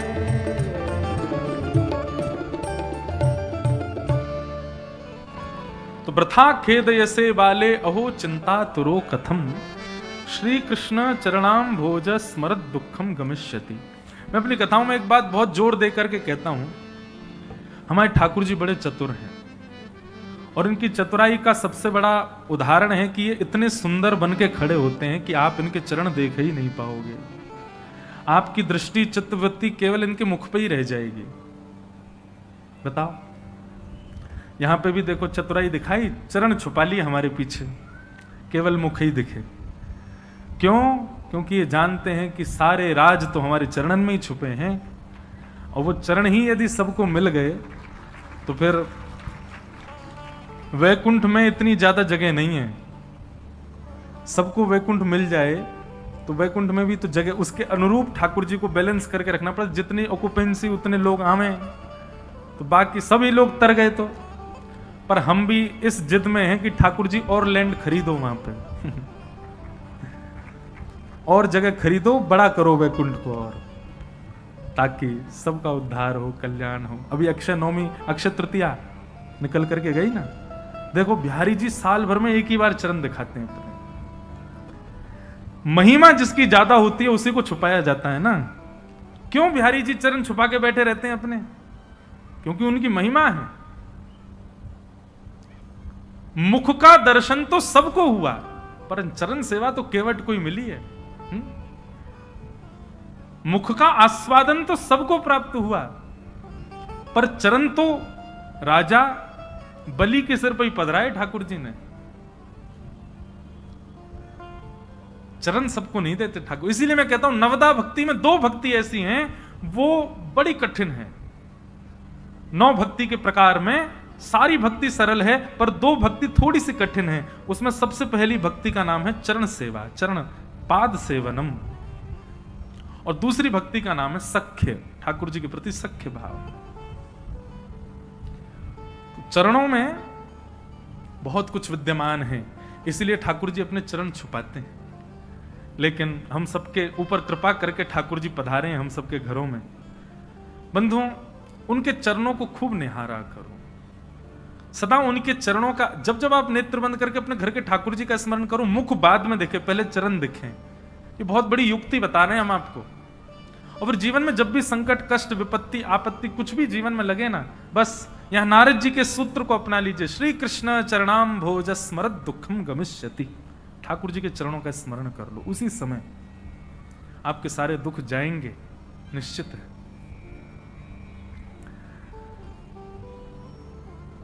नारद जी ने जाकर के भक्ति महारानी को समझाया। अच्छा एक बात कहें बंधुओं, ये भक्ति कौन है? भक्ति कोई और नहीं है, हमारी श्यामा जी है, हमारी किशोरी जी है, हमारी श्री राधा रानी ही भक्ति है। क्योंकि यहां पर नारद जी ने एक बात कही है, वृथा खेद यसे बाले अहो चिंता तुरो कथम श्री कृष्ण चरणाम भोज स्मरत दुखम गमिष्यति। उसके बाद नारद जी महाराज तीसरे श्लोक में कहते हैं, त्वम तु भक्ति प्रिया तस्य। ये छोटे छोटे सूत्रों में ये बातें सब पता चलती हैं। श्री नारद जी कहते हैं, त्वम तु भक्ति प्रिया तस्य, हे भक्ति तुम तो ठाकुर जी की प्रिया हो। प्रिया यानी कि उनकी प्रियतमा हो, उनकी प्रियसी हो, त्वम तु भक्ति प्रिया तस्य सततम प्राण तोधिकम। अच्छा, केवल नारद जी इतना कह देते कि हे भक्ति महारानी तुम उनकी प्रिया हो, तो भी ये समझ जाते कि केवल भक्ति को संकेत कर रहे हैं। पर जब अगला शब्द पढ़ते हैं तो क्या लिखा है? सततम प्राण तोधिकम। ठाकुर जी को प्राणों से भी ज्यादा प्यारी हो, तो निश्चित है कि ये भक्ति महारानी हमारी श्यामा जी, ये हमारी किशोरी जी। प्रकट नाम नहीं है ना राधा रानी का भागवत में, इसलिए भक्ति कोई और नहीं है बंधु। जिस भक्ति को पाने के लिए, जिस भक्ति को श्रेष्ठ करने के लिए हम कथा सुन रहे हैं, वो कोई और नहीं, हमारी श्यामा जी है, हमारी किशोरी जी, हमारी राधा रानी। भक्ति is equal to Shri Radha, Kishori ji ही भक्ति हैं।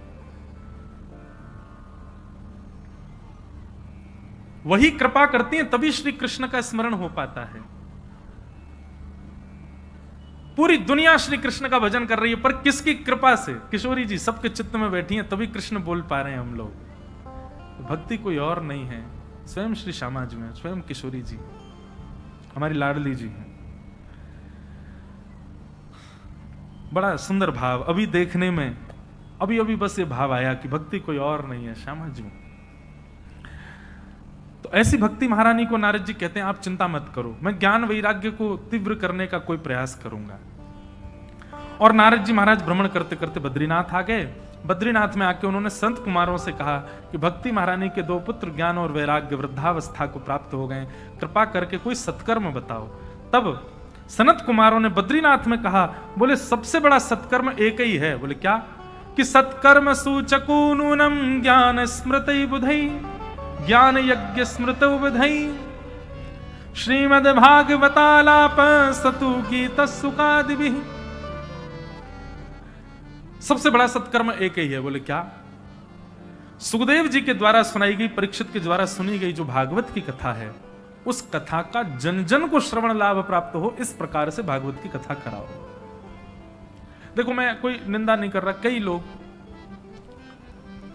पर्सनलाइज्ड होकर के कथा सुनना चाहते हैं, ऐसा नहीं होना चाहिए। तो फिर उसके लिए आपके पास टीवी है, यूट्यूब है, वहां कथा सुनो, अपने आप अकेले ही सुनो, किसी को मत सुनने दो। पर जब कथा कराने का भाव मन में चित्त में उठे ना, तो भले ही आप स्थान छोटा रखो, पर सबके लिए द्वार बंद मत करो, वैष्णवों को आने दो। हमारे पूज्य नाना जी कहते थे कथा में जितने जीव दिख रहे हैं ये कथा के मुख्य श्रोता नहीं है। बोले तो? बोले कथा में प्रहलाद जी, ध्रुव जी, भक्तिमती मीराबाई आदि आदि सब संत जन, रसिक जन सब आते हैं कथाओं में, और सब कथा में आकर के बैठते हैं। और किसके माध्यम से आते हैं? बोले श्रोताओं के संग ही आते हैं। जो बाहर से श्रोता आते हैं, किसी के मस्तक पर बैठ के आ जाते हैं, किसी के कंधा पर बैठ के आ जाते हैं, किसी के भाव में बैठ के आ जाते हैं, सब यहाँ आपकी सामर्थ्य नहीं यहाँ बैठने की, आपके अंदर निश्चित ही कोई दिव्य चेतना विराजमान होकर के आपको लेके आई है यहाँ पर। और वो दिव्य चेतना ध्रुव, प्रहलाद आदि वैष्णव ही हैं, यही कथा के रसिक श्रोता हैं, यही सुनते हैं कथा, आप और मैं नहीं सुनते हैं। आप तो केवल साधन बने हो, आप तो केवल माध्यम बने हो, आपके माध्यम से कोई और आया है कथा में। हमारे नाना जी कहते थे इस बात को। और जब कोई व्यक्ति द्वार बंद कर देता है, अधिकतर धनवान लोग ऐसा करते हैं, तो फिर वो लोग वंचित हो जाते हैं कथा से, उनको आने का अवसर नहीं मिल पाता। इसलिए कथा के लिए तो सबके द्वार खोलो, सब आओ। और फिर इसी भावना से ही प्रसाद आदि रखना चाहिए, थोड़ा थोड़ा सबको प्रसाद मिले। क्यों? ऐसे ऐसे दिव्य चेतनाएं हमारी कथा में आई, सब प्रसाद लेकर के जाए। कथा कराना भैया सामान्य बात नहीं, बड़ी भगवत कृपा होती है तब जाकर के कथा होती है। नहीं तो आप देखिए यहां सबसे बड़ा सत्कर्म भागवत की कथा सुनाना कहा गया है भागवत में। दान धर्म, स्वाध्याय धर्म आदि सबको नून बताया, भागवत की कथा को सबसे श्रेष्ठ बताया और कहा कि आप भागवत की कथा कराओ। भागवत की कथा में भक्ति, ज्ञान, वैराग्य तीनों को आमंत्रित करो। जितने लोग भी वहां उस कथा का श्रवण करेंगे सबके चित्त में ज्ञान और वैराग्य पुष्ट हो जाएंगे। नारद जी महाराज सुनकर के बड़े प्रसन्न हो गए और प्रसन्न होकर के पूछा, बोले महाराज अब ये कथा कहां कराऊं, कैसे कराऊं? तब सनत कुमारों ने स्थान बताया कि गंगाद्वार समीपे तु तटमानंद नामकम नाना ऋषि गणै जुष्टम दैव सिद्ध निषेवितम। गंगा द्वार कहते हैं हरिद्वार को। हरिद्वार के समीप में एक आनंद वन है जिसको आजकल ऋषिकेश कहते हैं। बोलो वहां गंगा जी के तट पर सुंदर भागवत की कथा कराओ, और सब ऋषि संत जन आदि बंधु। देखो, कथा का स्थान ऐसा होना चाहिए जहां वैष्णव ज्यादा से ज्यादा लाभ ले सके। अब देखो यहां कितने सारे वैष्णव बैठे हैं, सब वैष्णव आए, दूर दूर से आए। ऐसा ही स्थान होना चाहिए जहां वैष्णव ज्यादा से ज्यादा मात्रा में आ सके। अच्छा, हमने एक चीज अनुभव की, वैष्णव भी चींटी की तरह होते हैं। कथा रूपी चाशनी जहां फैल जाती है सब अपने आप आ जाते हैं। अभी लॉकडाउन में एक कथा का क्रम प्रारंभ किया हमने, उसका नाम था अकिंचन कथा। अकिंचन कथा साल में 1 या 2 बार हम करते हैं, अपनी इच्छा से करते हैं। पहले सप्ताह भी करी, पर अब उसका नियम बदल दिया। अब 2-3 दिन का कोई भक्त चरित्र या किसी एक विषय को लेकर के करते हैं। उसमें साप्ताहिक नियम नहीं होता, उसमें पंडाल नहीं होता, उसमें माइक नहीं होता, उसमें कोई व्यवस्था नहीं होती। प्राकृतिक व्यवस्था में कथा होती है, या तो पहाड़ में होगी, पहाड़ों के बीच होगी, या समुद्र के किनारे, नदियों के किनारे होगी। इस प्रकार प्राकृतिक व्यवस्था में उस कथा में पंखे नहीं होते, वायु पवन देव ही वहां पर आकर के, मतलब उस कथा के श्रोता कौन है? कथा की प्रारंभिक आरती तो चंद्रमा करते हैं, क्योंकि वो कथा सुबह शुरू होती 4:30-5 बजे, और कथा की विश्राम आरती सूर्य नारायण करते हैं, क्योंकि वो 7:30 बजे विश्राम होती है, 4:30 से 7:30। कथा में पंडाल की व्यवस्था जो है वो आसमान की है, ये आकाश ही पंडाल है। बीच बीच में बरस भी जाते हैं कई कथाओं में। तो प्राकृतिक व्यवस्था में वो कथा होती है। उसका हमने क्रम इसलिए कोविड में ऐसा रखा था, कोविड में भीड़ करना अलाउ नहीं था, तो सुबह सुबह करते तो भीड़ ही नहीं आती, सोते रहते थे लोग। पर वो इतनी भाई कि अब मन होता साल में 1 आध बार हम करते हैं। अभी जयपुर में थे, इतना सुख मिला। 5:30 बजे से कथा होती थी, क्योंकि गोविंद देव जी के पुराने मंदिर में थी, मंदिर ही 5 बजे खुलता था। 1 बजे से लोग पहुंच जाते, रात्रि 1 बजे से, और वो भी स्थान इतना दूर, जयपुर से बाहर आमेर में, थोड़ा एकांत में, वहां रात में अकेले जाने में डर लगे, इतने लोग आते थे। अकिंचन कथा थी, उसमें माइक होता नहीं है, लेकिन पहले दिन इतनी भीड़ आ गई कि दूसरे दिन माइक लगाना पड़ा हमको। मैंने कहा परसों इतने मत हो जाना कि पंडाल भी लगाना पड़े। तो अभी क्या हुआ है कि अभी ब्यार चली है, अभी भक्ति बढ़ रही है लोगों में, और ये 100 वर्षों तक अभी ऐसे ही चलेगा। सूरदास जी ने अपनी एक पद में लिखा है ऐसा, कि बीच में ऐसा समय आएगा कि कलयुग में सतयुग दिखने लग जाएगा, सबके अंदर भक्ति भाव प्रकट हो जाएगा, सबके अंदर गुण दिखने लग जाएंगे, सब अच्छे हो जाएंगे, सब प्रिय बोलने वाले हो जाएंगे, सब कलेशों से बचेंगे। क्रोध आएगा तो क्रोध को पी जाएंगे। ऐसी स्थिति धीरे धीरे अब हो रही है। अभी ये 100 वर्षों तक ऐसा चलेगा, अभी प्रारंभ हुआ है। 100 वर्ष बाद अचानक से कलयुग का प्रहार होगा, और फिर आएगा घोर कलयुग, और फिर ये सब धीरे धीरे कम होगा। भगवान करे ये 100 वर्ष, भगवान को दया आ जाए, ये 100 वर्षों की जगह और लंबा इसकी अवधि कर दें, भक्ति महावी रहे। बंधुओं, ऐसी भक्ति करो, ऐसी भक्ति करो, ठाकुर जी का मन हो जाए कि भाई कलयुग का नाम बदल दो। क्या करो, इसका ही सतयुग कर दो नाम, यही सतयुग है, ये कलयुग है ही नहीं है। कलयुग खत्म करो, अब कलयुग का प्रावधान है ही नहीं। हम तो चाह रहे हैं, हमारा उद्देश्य ये बन जाए कि श्रोता इतनी भक्ति करें, सुनने वाले कथा अपने सब भाई बंधुओं में ऐसा भाव प्रकट हो जाए कि ठाकुर जी को दया आ जाए। ठाकुर जी कर्तुम अन्यथा कर्तुम समर्थ ईश्वर, सब कर सकते हैं। इस कलयुग को सतयुग बना दो। ये उद्देश्य लेके हम भक्ति पथ पे चल रहे हैं। तो भागवत की कथा ये कराओ, तब तुम्हारा कल्याण होगा। भागवत की कथा कराई, बड़े बड़े ऋषिगण, बड़े बड़े सब लोग पधारे, भागवत की कथा हुई, भक्ति ज्ञान वैराग्य तीनों आकर के विराजमान हो गए। जैसे ही भागवत की कथा में प्रवेश किया, भक्ति सुतौ तौ तरणौ गृहीत्वा प्रेमैक रूपा सहसा विरासी, श्री कृष्ण गोविंद हरे मुरारे, नाथेति नामानि मुहुर्वदन्ति। एक बात मेरी सुनिए, एक आप सब लोगों के लिए गृह कार्य है, होमवर्क। क्या? जो भाव, जो प्रेम, जो ज्ञान, जो वैराग्य कथा सुनते सुनते उत्पन्न होता है ना चित्त में, वो सदा रहना चाहिए आपके अंदर। यही आपका कथा सुनने का उद्देश्य है कि जिस भाव से आप 4 घंटे कथा में बैठ रहे हो, उस भाव से अब बाकी का जीवन भी जीना है, इसी भाव में ही रहना है। ऐसा नहीं कि यहां पर आप प्रिय हो जाएं, यहां से जाते ही बाहर आप कलेशारे हो जाओ, ऐसा नहीं। यहां 4 घंटे आप सबका मुखमंडल इतना प्यारा लग रहा है कि आपसे सुंदर संसार में कोई नहीं। ऐसी आकृति, ऐसे भाव, देखो आप सब लोग यहां से बाहर इतनी बड़ी सभा में इतने लोग यदि कहीं और बैठे हों बिना कथा के, तो वो ऐसे नहीं बैठे होंगे, वो ऐसे बैठे होंगे। एयरपोर्ट पर, रेलवे स्टेशन पर कभी नजर घुमा के देखो, सब कैसे बैठे होंगे? ऐसे ही बैठे मिलते हैं सब, सबकी नजर झुका दी, सबका सिर झुका दिया इसने।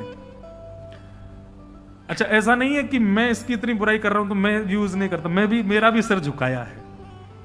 पर कथा में देखो, यहां कोई फोन नहीं चला रहा है, सब ऐसे बैठे हैं। पिछले 3 घंटे से आपने फोन नहीं चलाया, पिछले 1 महीने में इतना फोन का कम इस्तेमाल आपने आज पहली बार किया होगा, निश्चित है ना? ऐसा पूरा जीवन कर लो, प्रसन्न मुद्रा में रहो, भाव में रहो, प्रिय रहो, सबको प्रिय लगो, ऐसा पूरा जीवन। जैसा 4 घंटे का हमारा कथा का स्वरूप है, ऐसा स्वरूप बाकी के शेष जीवन का हो जाए, यही हमारा गृह कार्य है। इसी के लिए आपको प्रयत्न करना है। और आप एक बात सुनिए, लोग मुझसे कहते हैं महाराज जी कोई नियम बताओ, कोई उपाय बताओ, कोई भजन बताओ। यही नियम है आपका। आप 4 घंटे जैसे कथा में रहते हैं, वैसे पूरे जीवन में रहने का नियम ले लीजिए, आपको ठाकुर जी प्राप्त हो जाएंगे। भगवत प्राप्ति इसी मात्र से हो जाएगी। और दूसरी बात, वैसे तो ब्रह्म वाक्यम जनार्दनम, ब्राह्मण की वाणी मतलब भगवान की वाणी। यदि ब्राह्मण कुछ कह दे तो उसको सत्य करने भगवान को आना पड़ता है, लेकिन वो ब्राह्मण भी यदि ब्रजवासी हो तो ठाकुर जी को निश्चित आना पड़ता है। और वो ब्राह्मण ब्रजवासी, सुनो बात तो सुन लो पहले पूरी, और वो ब्राह्मण ब्रजवासी भी यदि व्यासमंच पर बैठ के कह दे, भागवत जी के सामने बैठ के कह दे, तो निश्चित है आपको ठाकुर जी की प्राप्ति केवल इतने मात्र से हो जाएगी कि जितनी देर आप कथा में जिस भाव में रहते हो, उसी भाव में पूरे जीवन भर रहो, सदा ऐसे ही रहो। प्रसन्न हासारुण लो चलो लसत, सदा ठाकुर जी के भाव में रहो। तो भागवत की कथा हुई, और उस कथा में आते ही ज्ञान वैराग्य दोनों पुष्ट हो गए, और पुष्ट होते ही युवा अवस्था को प्राप्त हो गए। भक्ति महारानी नृत्य करने लगी, चरणों में प्रणाम करते हुए नारद जी से कहा, हे नारद जी आपने बड़ी कृपा की। नारद जी ने कहा, देवी अब आप हमें एक वचन दो। बोले क्या?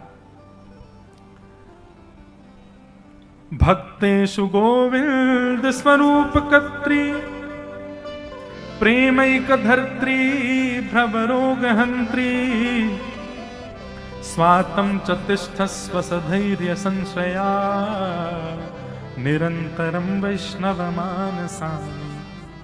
हे भक्ति महारानी, अब आप सदा सर्वदा जितने भी श्रोता कालांतर में भी कथा में आवे, आगामी समय में भी जो जो कथा में आवे, कथा में आकर के बैठे शुद्ध भाव से विराजमान हो, उसके चित्त में जाकर के आप विराजमान हो जाना। भक्ति महारानी ने यह वरदान दिया कि निरंतर आज के बाद जहां कहीं भी कथा होगी, उसमें जो जो श्रोता आएंगे सबके चित्त में मेरा वास होगा, मैं विराजूंगी। इसका मतलब क्या है? आप जैसी कथा सुनना प्रारंभ किए बंधुओं, भक्ति ज्ञान वैराग्य तीनों आपके चित्त में बैठ गए, और ये 7 दिन तक जब जब आप कथा में रहोगे तब तक भक्ति ज्ञान वैराग्य आपके चित्त में रहेंगे। पर जैसे ही 7 दिन बाद आप पुनः वैसे होते चले गए जैसे आप पहले थे, ये दोनों आपका, तीनों आपका पुनः परित्याग कर देंगे। और अगर इन तीनों ने हमारा त्याग किया तो ये समझ लीजिएगा कि भक्ति ज्ञान वैराग्य नहीं, ठाकुर जी हमारा त्याग कर रहे हैं। इसलिए उद्देश्य कथा सुनना नहीं है, उद्देश्य कथा सुनने से जो भाव निर्मित हुए हैं वो सदा उसी स्थिति में बने रहें, ये हमारा उद्देश्य होना चाहिए। इस भाव से भागवत के महात्म का प्रथम सर्ग यहां पूर्ण हुआ। द्वितीय सर्ग में गोकर्ण की कथा सुनाई गई, गोकर्णोपाख्यान सुनाया गया। हम सूक्ष्म में कथा यहां की सुना के विश्राम करेंगे। आज प्रथम दिन है, प्रथम दिन में ऐसा कहते हैं, शास्त्र आज्ञा भी है, चर्चा परिचय चर्चा होनी चाहिए। आप मुझे पहचानो, मैं आपको पहचानूं, और उसके बाद फिर परिचय हो जाए, फिर कथा का क्रम होना चाहिए। इसलिए आज परिचय चर्चा चल रही है, इसलिए हम विस्तार कम कर रहे हैं, फिर भी बहुत कर दिया। लेकिन श्री आत्मदेव नाम के ब्राह्मण थे, उनके पास संतान नहीं थी। संतान ना होने की वजह से बड़े दुखी थे। संसार में बंधुओं, जो भी वस्तु आपको ठाकुर जी न देते हैं, नहीं देते हैं, उसमें अपनी भलाई समझो। कभी भी प्रकृति से किसी वस्तु को छीनिए मत। एक दो बार प्रयास करना चाहिए। एक दो बार के प्रयास के उपरांत यदि आपको वस्तु की प्राप्ति ना हो तो उसको भगवत आज्ञा मान करके छोड़ देना चाहिए। चाहे वो संतान हो, चाहे वो सांसारिक कोई वस्तु हो, धन हो, संपत्ति हो। 2-3 बार प्रयास करो। प्रयास के बाद भी यदि प्राप्त ना हो तो भगवत इच्छा मान के उसको छोड़ दो। क्योंकि जो व्यक्ति लगा रहता नहीं, चाहिए चाहिए चाहिए चाहिए, प्रकृति से छीनने का प्रयास करता है, तो लोग कहते तो हैं कि वो एक डायलॉग है पिक्चर का, शिद्दत से किसी वस्तु को चाहो तो पूरी कायनात लग जाती तुमको मिलाने में, है ना, ऐसे है ना। लेकिन एक बात सुनो, कायनात मिला तो देती है उस वस्तु से, लेकिन उसी वस्तु से आपको एक ना एक दिन कष्ट जरूर होगा, ये निश्चित है। वो तो फिल्मी भाषा है, ये आध्यात्मिक भाषा है कि आप शिद्दत से लगे रहो किसी वस्तु के पीछे, मिल जाएगी आपको। लेकिन मैं दावे से कह सकता हूं, जिसके लिए आपने सब कुछ छोड़ करके प्राप्त करने का प्रयास किया, भगवत विलग वस्तु यदि वो है, एक दिन उसी वस्तु के कारण चिंता में बैठोगे। उसी वस्तु की प्राप्ति होने के बाद में आप निराश हो जाओगे, हताश हो जाओगे। इसलिए भैया ये शिद्दत से लगे रहो, कायनात लग जाए मिला, इसके लिए ठाकुर जी के लिए लगो। गोस्वामी तुलसीदास जी महाराज की पत्नी, उन्होंने यही उपदेश तो दिया, बोले जितनी प्रीति तुम मुझसे करते हो, जितनी व्याकुलता तुम्हारे अंदर मेरे लिए है, जितनी तड़प तुम मुझसे मिलने के लिए रखते हो, इतनी तड़प, इतनी व्याकुलता, इतनी परेशानी यदि तुमने राम जी के लिए रखी होती तो राम जी मिल गए होते। अब तुमको मेरे पीछे भाग रहे हो। उसी दिन भारत को गोस्वामी तुलसीदास की प्राप्ति हो गई। देखो, हमारे अंदर सब कुछ है।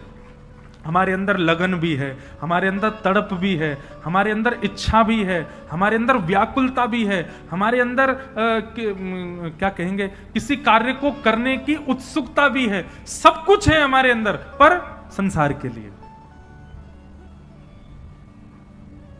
अभी 2-4 कलावे ले जा करके बाहर एक वृक्ष के पास बांध देता हूं, और दूसरे दिन एक वीडियो बना करके वृक्ष के पास, यहां पर कलावा बांधने से आपकी मनोकामना पूरी हो जाती है। वो बेचारा वृक्ष अंतर ध्यान हो जाएगा, कलावा वृक्ष हो जाएगा। लेकिन हम कितनी भी वीडियो में बना करके कथाओं में बैठ बैठ कहते हैं, बोले नाम जप किया करो, ठाकुर जी की कथा सुना करो, भगवत प्राप्ति हो जाएगी। कुछ को भगवान चाहिए ही नहीं। आए महाराज, हम संसार में भगवान को प्राप्त करने आए हैं।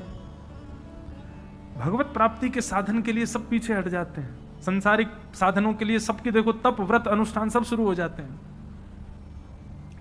मुझे सच में बहुत पीड़ा होती है कभी कभी देख करके। एक बार मैं एक स्थान पर गया, स्थान का नाम बोल देता हूं, जागेश्वर, उत्तराखंड में महामृत्युंजय जिस स्थान पर प्रकट हुआ, जागेश्वर बड़ी सुंदर स्थित स्थान है।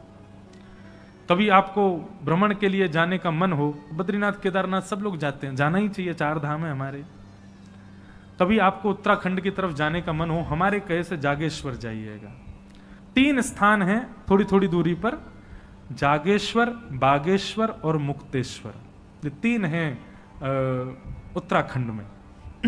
तीनों महादेव के स्थान हैं, और तीनों की स्थिति कैसी है? मुक्तेश्वर वो इतनी ऊंचाई पर है कि वहां बर्फ भी दिखती है, बर्फ भी आसपास रहती है। जागेश्वर इतनी गहराई में नीचे उतरना पड़ता, पहाड़ों के भी अंदर भीतर जाना पड़ता है। और बागेश्वर ये बिल्कुल मध्य में है। तीनों मतलब ऊपर नीचे और मध्य, तीनों में है महादेव के मंदिर। 3 दिन लगते हैं दर्शन करने में। तो जागेश्वर में गया, वहीं पर महामृत्युंजय मंत्र प्रकट हुआ। तो इतना सुंदर स्थान है, छोटा सा एक गांव है, इतनी सर्दी पड़ती है वहां, इतना नीचे होने के बाद भी। मुझे अभी स्थिति याद आ गई तो पूरा मैं वहीं घूम गया। तो वहां मैंने देखा कि 7 बजे लोग बाग अपने अपने घरों में, 8 बजे तो सब सो जाते हैं शाम को, और पूरे कस्बे में आपको प्याज लहसुन नहीं मिलेगी, होटल में भी नहीं मिलेगी, कहीं नहीं बनती। तो वहां पर मैंने देखा कि मैं एक दिन मतलब रात्रि में 8-9 बजे नींद नहीं आ रही थी। हम संसारी लोग 10-11 बजे सोते हैं। तो खिड़की खोल करके मैं देख रहा था तो 2 दंपति खड़े थे, मंदिर के बाहर, और हाथ में दिया लेकर के खड़े थे। मैंने वहां के किसी व्यक्ति से पूछा, मैंने कहा ये क्या कर रहे हैं? बोले महाराज जी यहाँ की प्रथा है कि रात भर दिया लेकर के खड़े रहो, और प्रातः काल ब्रह्म मुहूर्त में जब मंगला आरती होती है तो उसी दिए से ठाकुर जी की आरती करके घी का दिया अर्पित कर दो। इतना करने मात्र से पुत्र की प्राप्ति होती है। मेरे चित्त में एक भावना आई, मैंने कहा व्यक्ति संसार की प्राप्ति के लिए कितने कठिन से कठिन मार्ग को अपना लेता है। यहीं किसी कभी ऐसा सुनने में नहीं आया कि कोई रात भर दिया लेकर के मंदिर के बाहर इसलिए खड़ा था कि मुझे राम जी मिल जाएं, मुझे ठाकुर जी मिल जाएं, मुझे श्री कृष्ण के प्रत्यक्ष दर्शन हो जाएं। इस भावना से कोई व्रत नहीं करता, कोई अनुष्ठान नहीं करता, कोई नियम नहीं करता। संसार की प्राप्ति के लिए हम लोग तप तक कर लेते हैं, तपस्या तक हमारे द्वारा हो जाती है। यही तप, यही जप, यही नियम, यही अनुष्ठान यदि भगवत प्राप्ति के लिए करो तो माने कि आप वैष्णव। हम अभी अनुष्ठान में थे नासिक में, मैं कोई अपनी प्रशंसा नहीं कर रहा हूं, बस मैं आप भी करो इसलिए कह रहा हूं। वहां पर हमारे इतने सारे नियम थे महाराज जी ने बनाए। प्रथम दिन जब अनुष्ठान प्रारंभ हुआ तो मुझसे पूछा गया किस कामना से।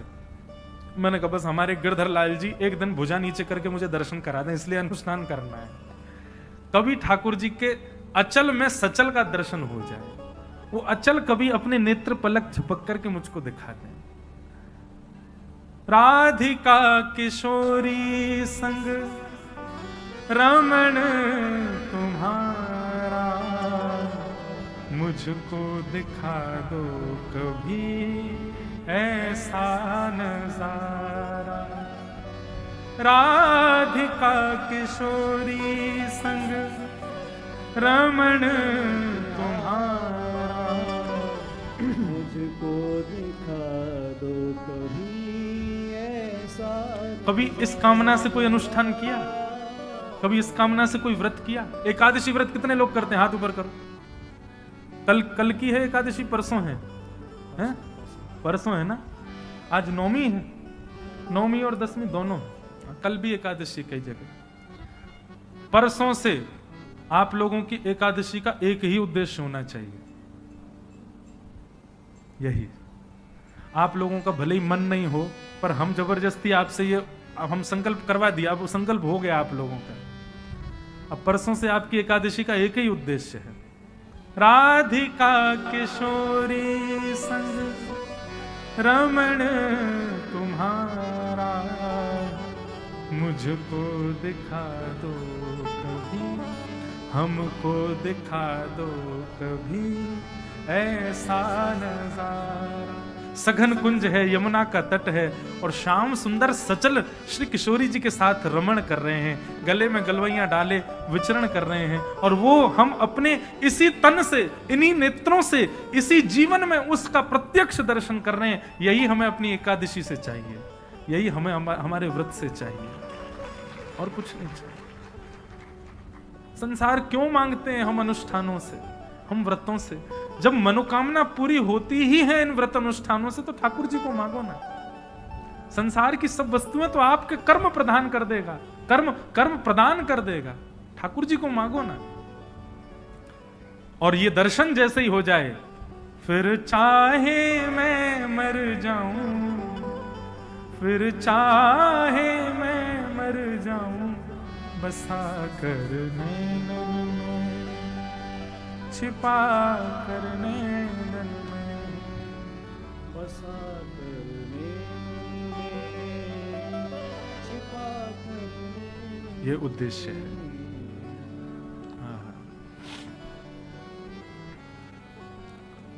तो संसार में यदि किसी संसारिक वस्तु का अभाव है तो ठाकुर जी की कृपा समझो।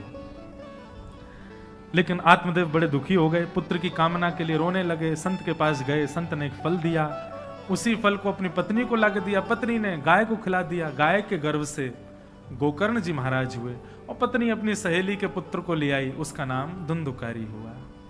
बड़े होकर के धुंधुकारी महान दुष्ट हुआ, गोकर्ण पंडित ज्ञानी हुए। धुंधुकारी पुत्र की दुष्टता से दुखी होकर के पिता ने गृह त्याग कर दिया। गोकर्ण जी महाराज ने ज्ञान उपदेश दिया, तत्पश्चात धुंधुकारी मर करके प्रेत बना। एक बात याद रखिएगा बंधु, शास्त्र विरुद्ध आचरण करने वाला व्यक्ति मृत्यु के पश्चात प्रेत बनता है। मातृ पितृ चरण सेवा न करते हुए अपने प्राण त्याग देने वाला व्यक्ति मृत्यु के बाद प्रेत बनता है। गलत आचरण, गलत व्यवस्थाएं, गलत व्यक्ति का संग करने वाला व्यक्ति प्रेत बनता है। और जीवन भर कभी कथा और भक्ति भावना जीवन में न लाने वाला व्यक्ति भी मृत्यु के बाद प्रेत बनता है। हम 10 लक्षण बताएंगे कल प्रेत कौन बनता है मृत्यु के बाद। बंधुओं, प्रेत योनि नरक से भी बुरी है। नरक में जाने वाला व्यक्ति पुनर्जन्म ले लेता है, पर प्रेत योनि वाला, प्रेत एक बार बने 2000 वर्ष तक मुक्ति नहीं, 2000 वर्ष तक प्रेत बनना पड़ता है। उसके निमित्त यदि भागवत की कथा कराओ तो ही मुक्त हो पाता है। तो गोकर्ण जी महाराज ने देखा कि भैया उनके धुंधुकारी भाई प्रेत बन गए हैं, तो सूर्य नारायण से आज्ञा लेकर के भागवत की कथा कराई, और भागवत की कथा सुनते ही धुंधुकारी अपनी प्रेत योनि से मुक्त हो गए। बोलो भक्तवत्सल भगवान की। इस प्रकार भागवत जी के महात्म्य में 2 बातें मुख्य बताई। पहली बात, भक्ति ज्ञान वैराग्य पुष्ट होते हैं। दूसरी बात, कोई कितना भी भयानक पापी हो, प्रेत योनि में हो, भागवत की कथा का स्पर्श होते ही वो मुक्त हो जाता है। ऐसी भागवत के महात्म्य को हम बारंबार प्रणाम करते हैं और आज के मंगल भाव को यहीं विराम देते हुए कथा को अब आरती की ओर चलेंगे। कल से बंधुओं ठीक 4 बजे हम कथा प्रारंभ करेंगे। आप लोग 3:30 पौने 4 बजे तक यहाँ आ जाइए। 4 बजे से कथा प्रारंभ होगी और 7 बजे तक क्रम चलेगा। आइए बड़े प्रेम और भाव से। श्यामा हृदय कमल सो प्रगट्यो, श्यामा हृदय कमल सो प्रगट्यो। ये पद की प्रतियां यदि कल आप सबको मिल जाएंगी तो अच्छा है। सप्त निधियों को नित्य प्रणाम भोपाल की भूमि से करेंगे।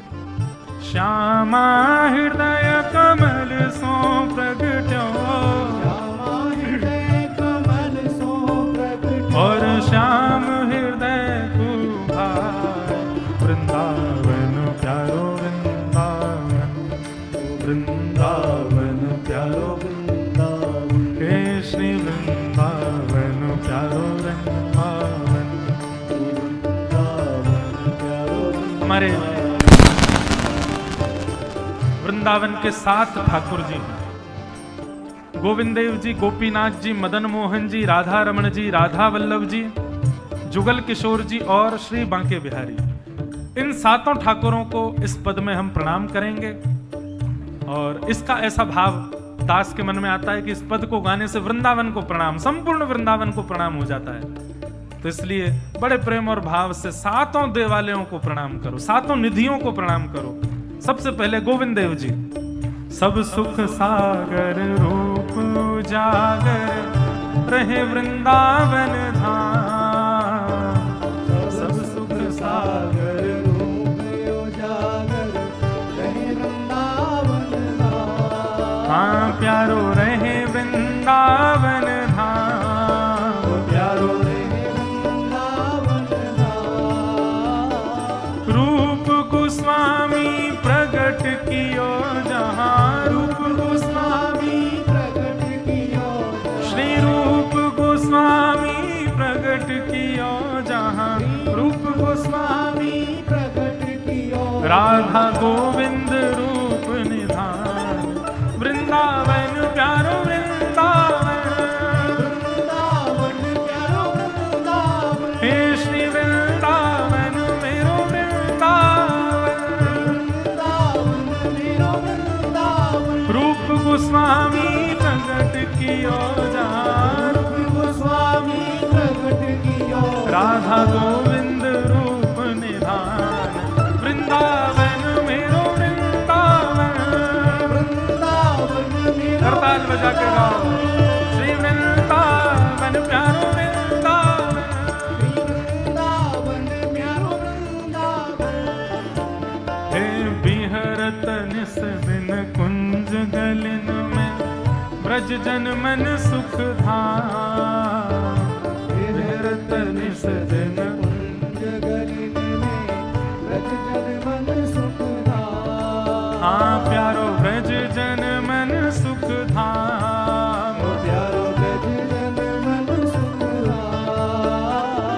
मदन मोहन को निरख के मदन मोहन को रूप निरख के श्री मदन मोहन को रूप निरख के मदन मोहन को रूप निरख के सनातन बलि बलि जाए वृंदावन प्यारो वृंदावन वृंदावन प्यारो वृंदावन हे श्री वृंदावन मेरो वृंदावन वृंदावन मेरो वृंदावन मदन मोहन को रूप निरख के मदन मोहन को रूप निरख के सनातन बलि बलि जाए वृंदावन मेरो वृंदावन वृंदावन मेरो वृंदावन हे श्री वृंदावन प्यारो वृंदावन वृंदावन प्यारो वृंदावन दो ठाकुर हो गए पर प्रथम श्री राधा गोविंद देव प्रभु दूसरे मदन मोहन जी और तीसरे गोपी ग्वाल सब ही और धारे प्यारो गोपीना गोपी बाल सब ही और धारे प्यारो गोपीना हाँ प्यारो प्यारो गोपीना प्यारो प्यारो गोपीना ओ बड़ो प्यारो गोपीना बड़ो प्यारो गोपीना मधु पंडित जिन कंठ लगायो मधु पंडित जिन कंठ लगा श्री मधु पंडित जिन कंठ लगायो मधु पंडित जिन कंठ लगा और है रही जय जयकार वृंदावन प्यारो वृंदावन वृंदावन प्यारो वृंदावन हे श्री वृंदावन मेरो वृंदावन वृंदावन मेरो वृंदावन मधु पंडित जिन कंठ लगायो मधु पंडित कंठ लगा और है रही जय जयकार वृंदावन मेरो वृंदावन वृंदावन मेरो वृंदावन हे श्री वृंदावन प्यारो वृंदावन वृंदावन प्यारो वृंदावन गोपाल भट्ट झुकी हृदय वेदना प्रगट्यो शालिग्राम गोपाल भट्ट जो की हृदय वेदना प्रगट्यो शालिग्राम श्री गोपाल भट्ट झुकी हृदय वेदना प्रगट्यो शालिग्राम श्री गोपाल भट्ट जो की हृदय वेदना प्रगट्यो शालिग्राम कौन? रूप सुधा को खान हमारो रूप सुधा को खान हमारो रूप सुधा को खान हमारो रूप सुधा को खान या फिर ऐसा कहो श्री वृंदावन में सब ते प्यारो वृंदावन में सबते प्यारो अच्छा ये भाव अभी अभी मन में आया वृंदावन में सबसे प्यारो क्यों ये भाव जो उत्पन्न होते हैं ठाकुर जी ही करवाते हैं अब राधा रमण जी के लिए तो आ गया सबसे प्यारो बाकी के ठाकुर में अच्छा तो हम प्यारे ना हैं वही प्यारो हैं कैसी दुविधा में डालते हैं ठाकुर जी अब बुलवा दिया अब मुझको ये लग रहा है कि राधा वल्लभ जी बिहारी जी मुझको टेढ़ी टेढ़ी नजर से देखेंगे हम प्यारे नहीं है मतलब लेकिन अब आया है भाव तो गा ही लो अच्छा कुछ दिन में इसी कथा में श्री राधा रमन लाल जी का प्राकट्य उत्सव भी 23 तारीख को है ना बुद्ध पूर्णिमा 23 को है अभी श्री राधा रमन जी का अच्छा तो फिर ऐसा कह लो इस कथा में राधा रमन जी का प्राकट्य दिवस आएगा इसलिए उनको हम कह रहे हैं सबसे प्यारो वे तो सभी प्यारे हैं वृंदावन में सबते प्यारो वृंदावन में सबते प्यारो हे रूप सुधा को खान हमारो रूप सुधा को खान हमारो श्री राधा रमण झुलाल वृंदावन प्यारो वृंदावन वृंदावन प्यारो वृंदावन हे श्री वृंदावन मेरो वृंदावन वृंदावन मेरो वृंदावन रूप सुधा को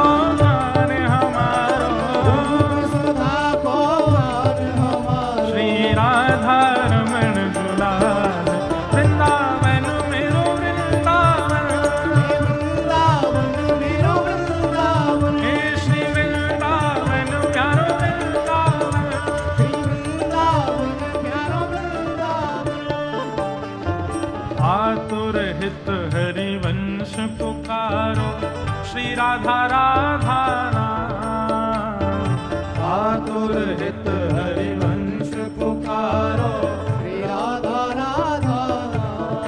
हाँ बड़ो प्यारो राधा नाम, बड़ो प्यारो राधा नाम। हे बड़ो मीठो राधा नाम। ओ बड़ो मीठो राधा तब नाम। सघन कुंज यमुना तट आयो, सघन कुंज यमुना तट आयो, सघन कुंज वृंदावन आयो। सघन कुंज भुजा उठा के गाओ, हे प्यारो राधा वल्लभ लाल, वृंदावन प्यारो वृंदावन। वृंदावन प्यारो वृंदावन। हे श्री वृंदावन मेरो वृंदावन। वृंदावन मेरो वृंदावन। सघन कुंज वृंदावन आयो, सघन कुंज वृंदावन आयो, प्यारो राधा वल्लभ लाल, वृंदावन मेरो वृंदावन। वृंदावन मेरो वृंदावन। हे श्री वृंदावन प्यारो वृंदावन। वृंदावन प्यारो वृंदावन। अच्छा, आज हमने कथा के प्रारंभ में एक बात कही कि नृत्य तब तक मत करना जब तक आपका तन आपके वश से बाहर ना हो जाए। तो इसका मतलब आपका तन आपके वश में ही है? अभी तक आपके कंट्रोल में ही है। महाराज जी क्या करें, खुद थिरक ही नहीं रहे पाँव, मतलब अभी आपकी भक्ति उतनी ही है, यही मारे बैठे हो। चलो अच्छा, इससे पैरामीटर भी पता चलता रहेगा। छठवें ठाकुर आपके मध्य प्रदेश में विराजमान है, पन्ना के श्री जुगल किशोर जी। ये हमारे वृंदावन के ठाकुर हैं। श्री हरिराम व्यास जी ने उनको प्रकट किया। जुगल किशोर को लाड़ लड़ायो, नवल कुंज ही अमान। जुगल किशोर को लाड़ लड़ायो, नवल कुंज ही हाँ, कुंज निकुंजन की रज धारे, कुंज निकुंजन की रजधार। कुंज निकुंजन की रज धारे। कुंज निकुंजन की रजधार। हरि व्यास युगल यश गाय, वृंदावन प्यारो वृंदावन।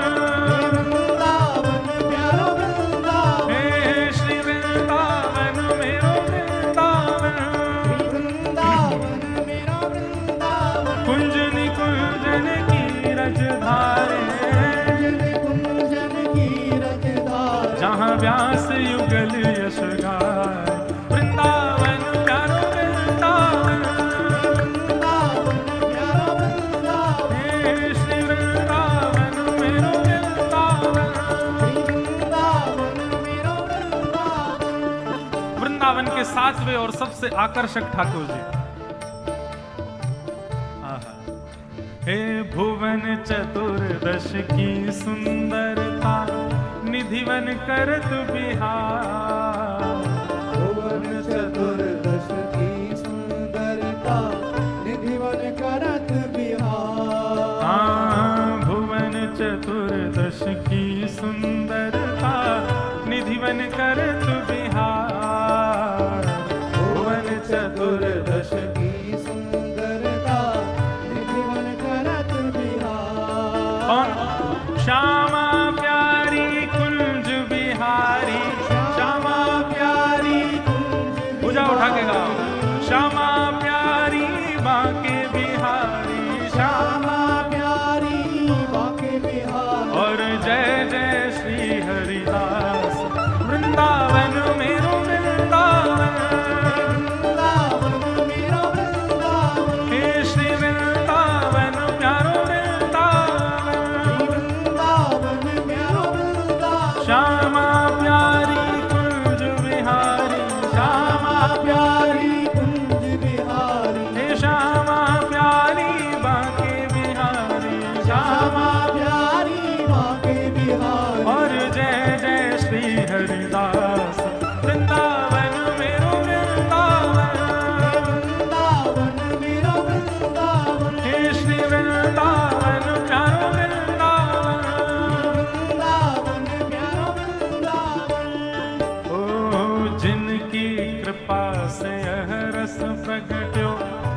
वृंदावन अभिराम। जिनकी कृपा से यह रस प्रगट्यो वृंदावन अभिराम। ओ हम सबको प्राणन ते प्यारो, हम सबको प्राणन ते प्यारो। सप्त निधिन को ही उजियारो, सप्त निधिन को ही उजियारो। और यह आनंद करवावे वारो, और यह आनंद गाओ। करवावे वारो। हमारो गिरधर लाल वृंदावन प्यारो वृंदावन। वृंदावन प्यारो वृंदावन। हे श्री वृंदावन मेरो वृंदावन। वृंदावन मेरा वृंदावन। हम सबको मिलवावे वारो, हम सबको मिलवावे वारो। और यह आनंद करवावे वारो। यह आनंद करवावे वारो। हमारो गिरधर लाल वृंदावन प्यारो वृंदावन। वृंदावन प्यारो वृंदावन। हे श्री वृंदावन मेरो वृंदावन। वृंदावन गाओ भाव से जय राधे राधे, जय राधे राधे। पुष्पान दुलारी बरसाने वारी, वृंदावन वारी, श्री कृष्ण प्यारी, हरिदास दुलारी, हरिवंश प्यारी।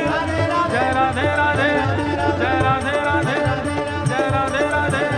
हरिवंश दुलारी, हरिदास प्यारी, हरिवंश दुलारी, वृषभान दुलारी, भक्तन की प्यारी, हमारी प्यारी, बरसाने वाली, पहलन की प्यारी। राधे राधे, जय राधे राधे, मधुर राधे राधे, मधुर राधे राधे, जय राधे राधे, जय राधे राधे, जय राधे राधे, जय राधे राधे, जय राधे राधे, जय राधे राधे, जय राधे राधे, जय राधे राधे, जय राधे राधे, जय राधे राधे, जय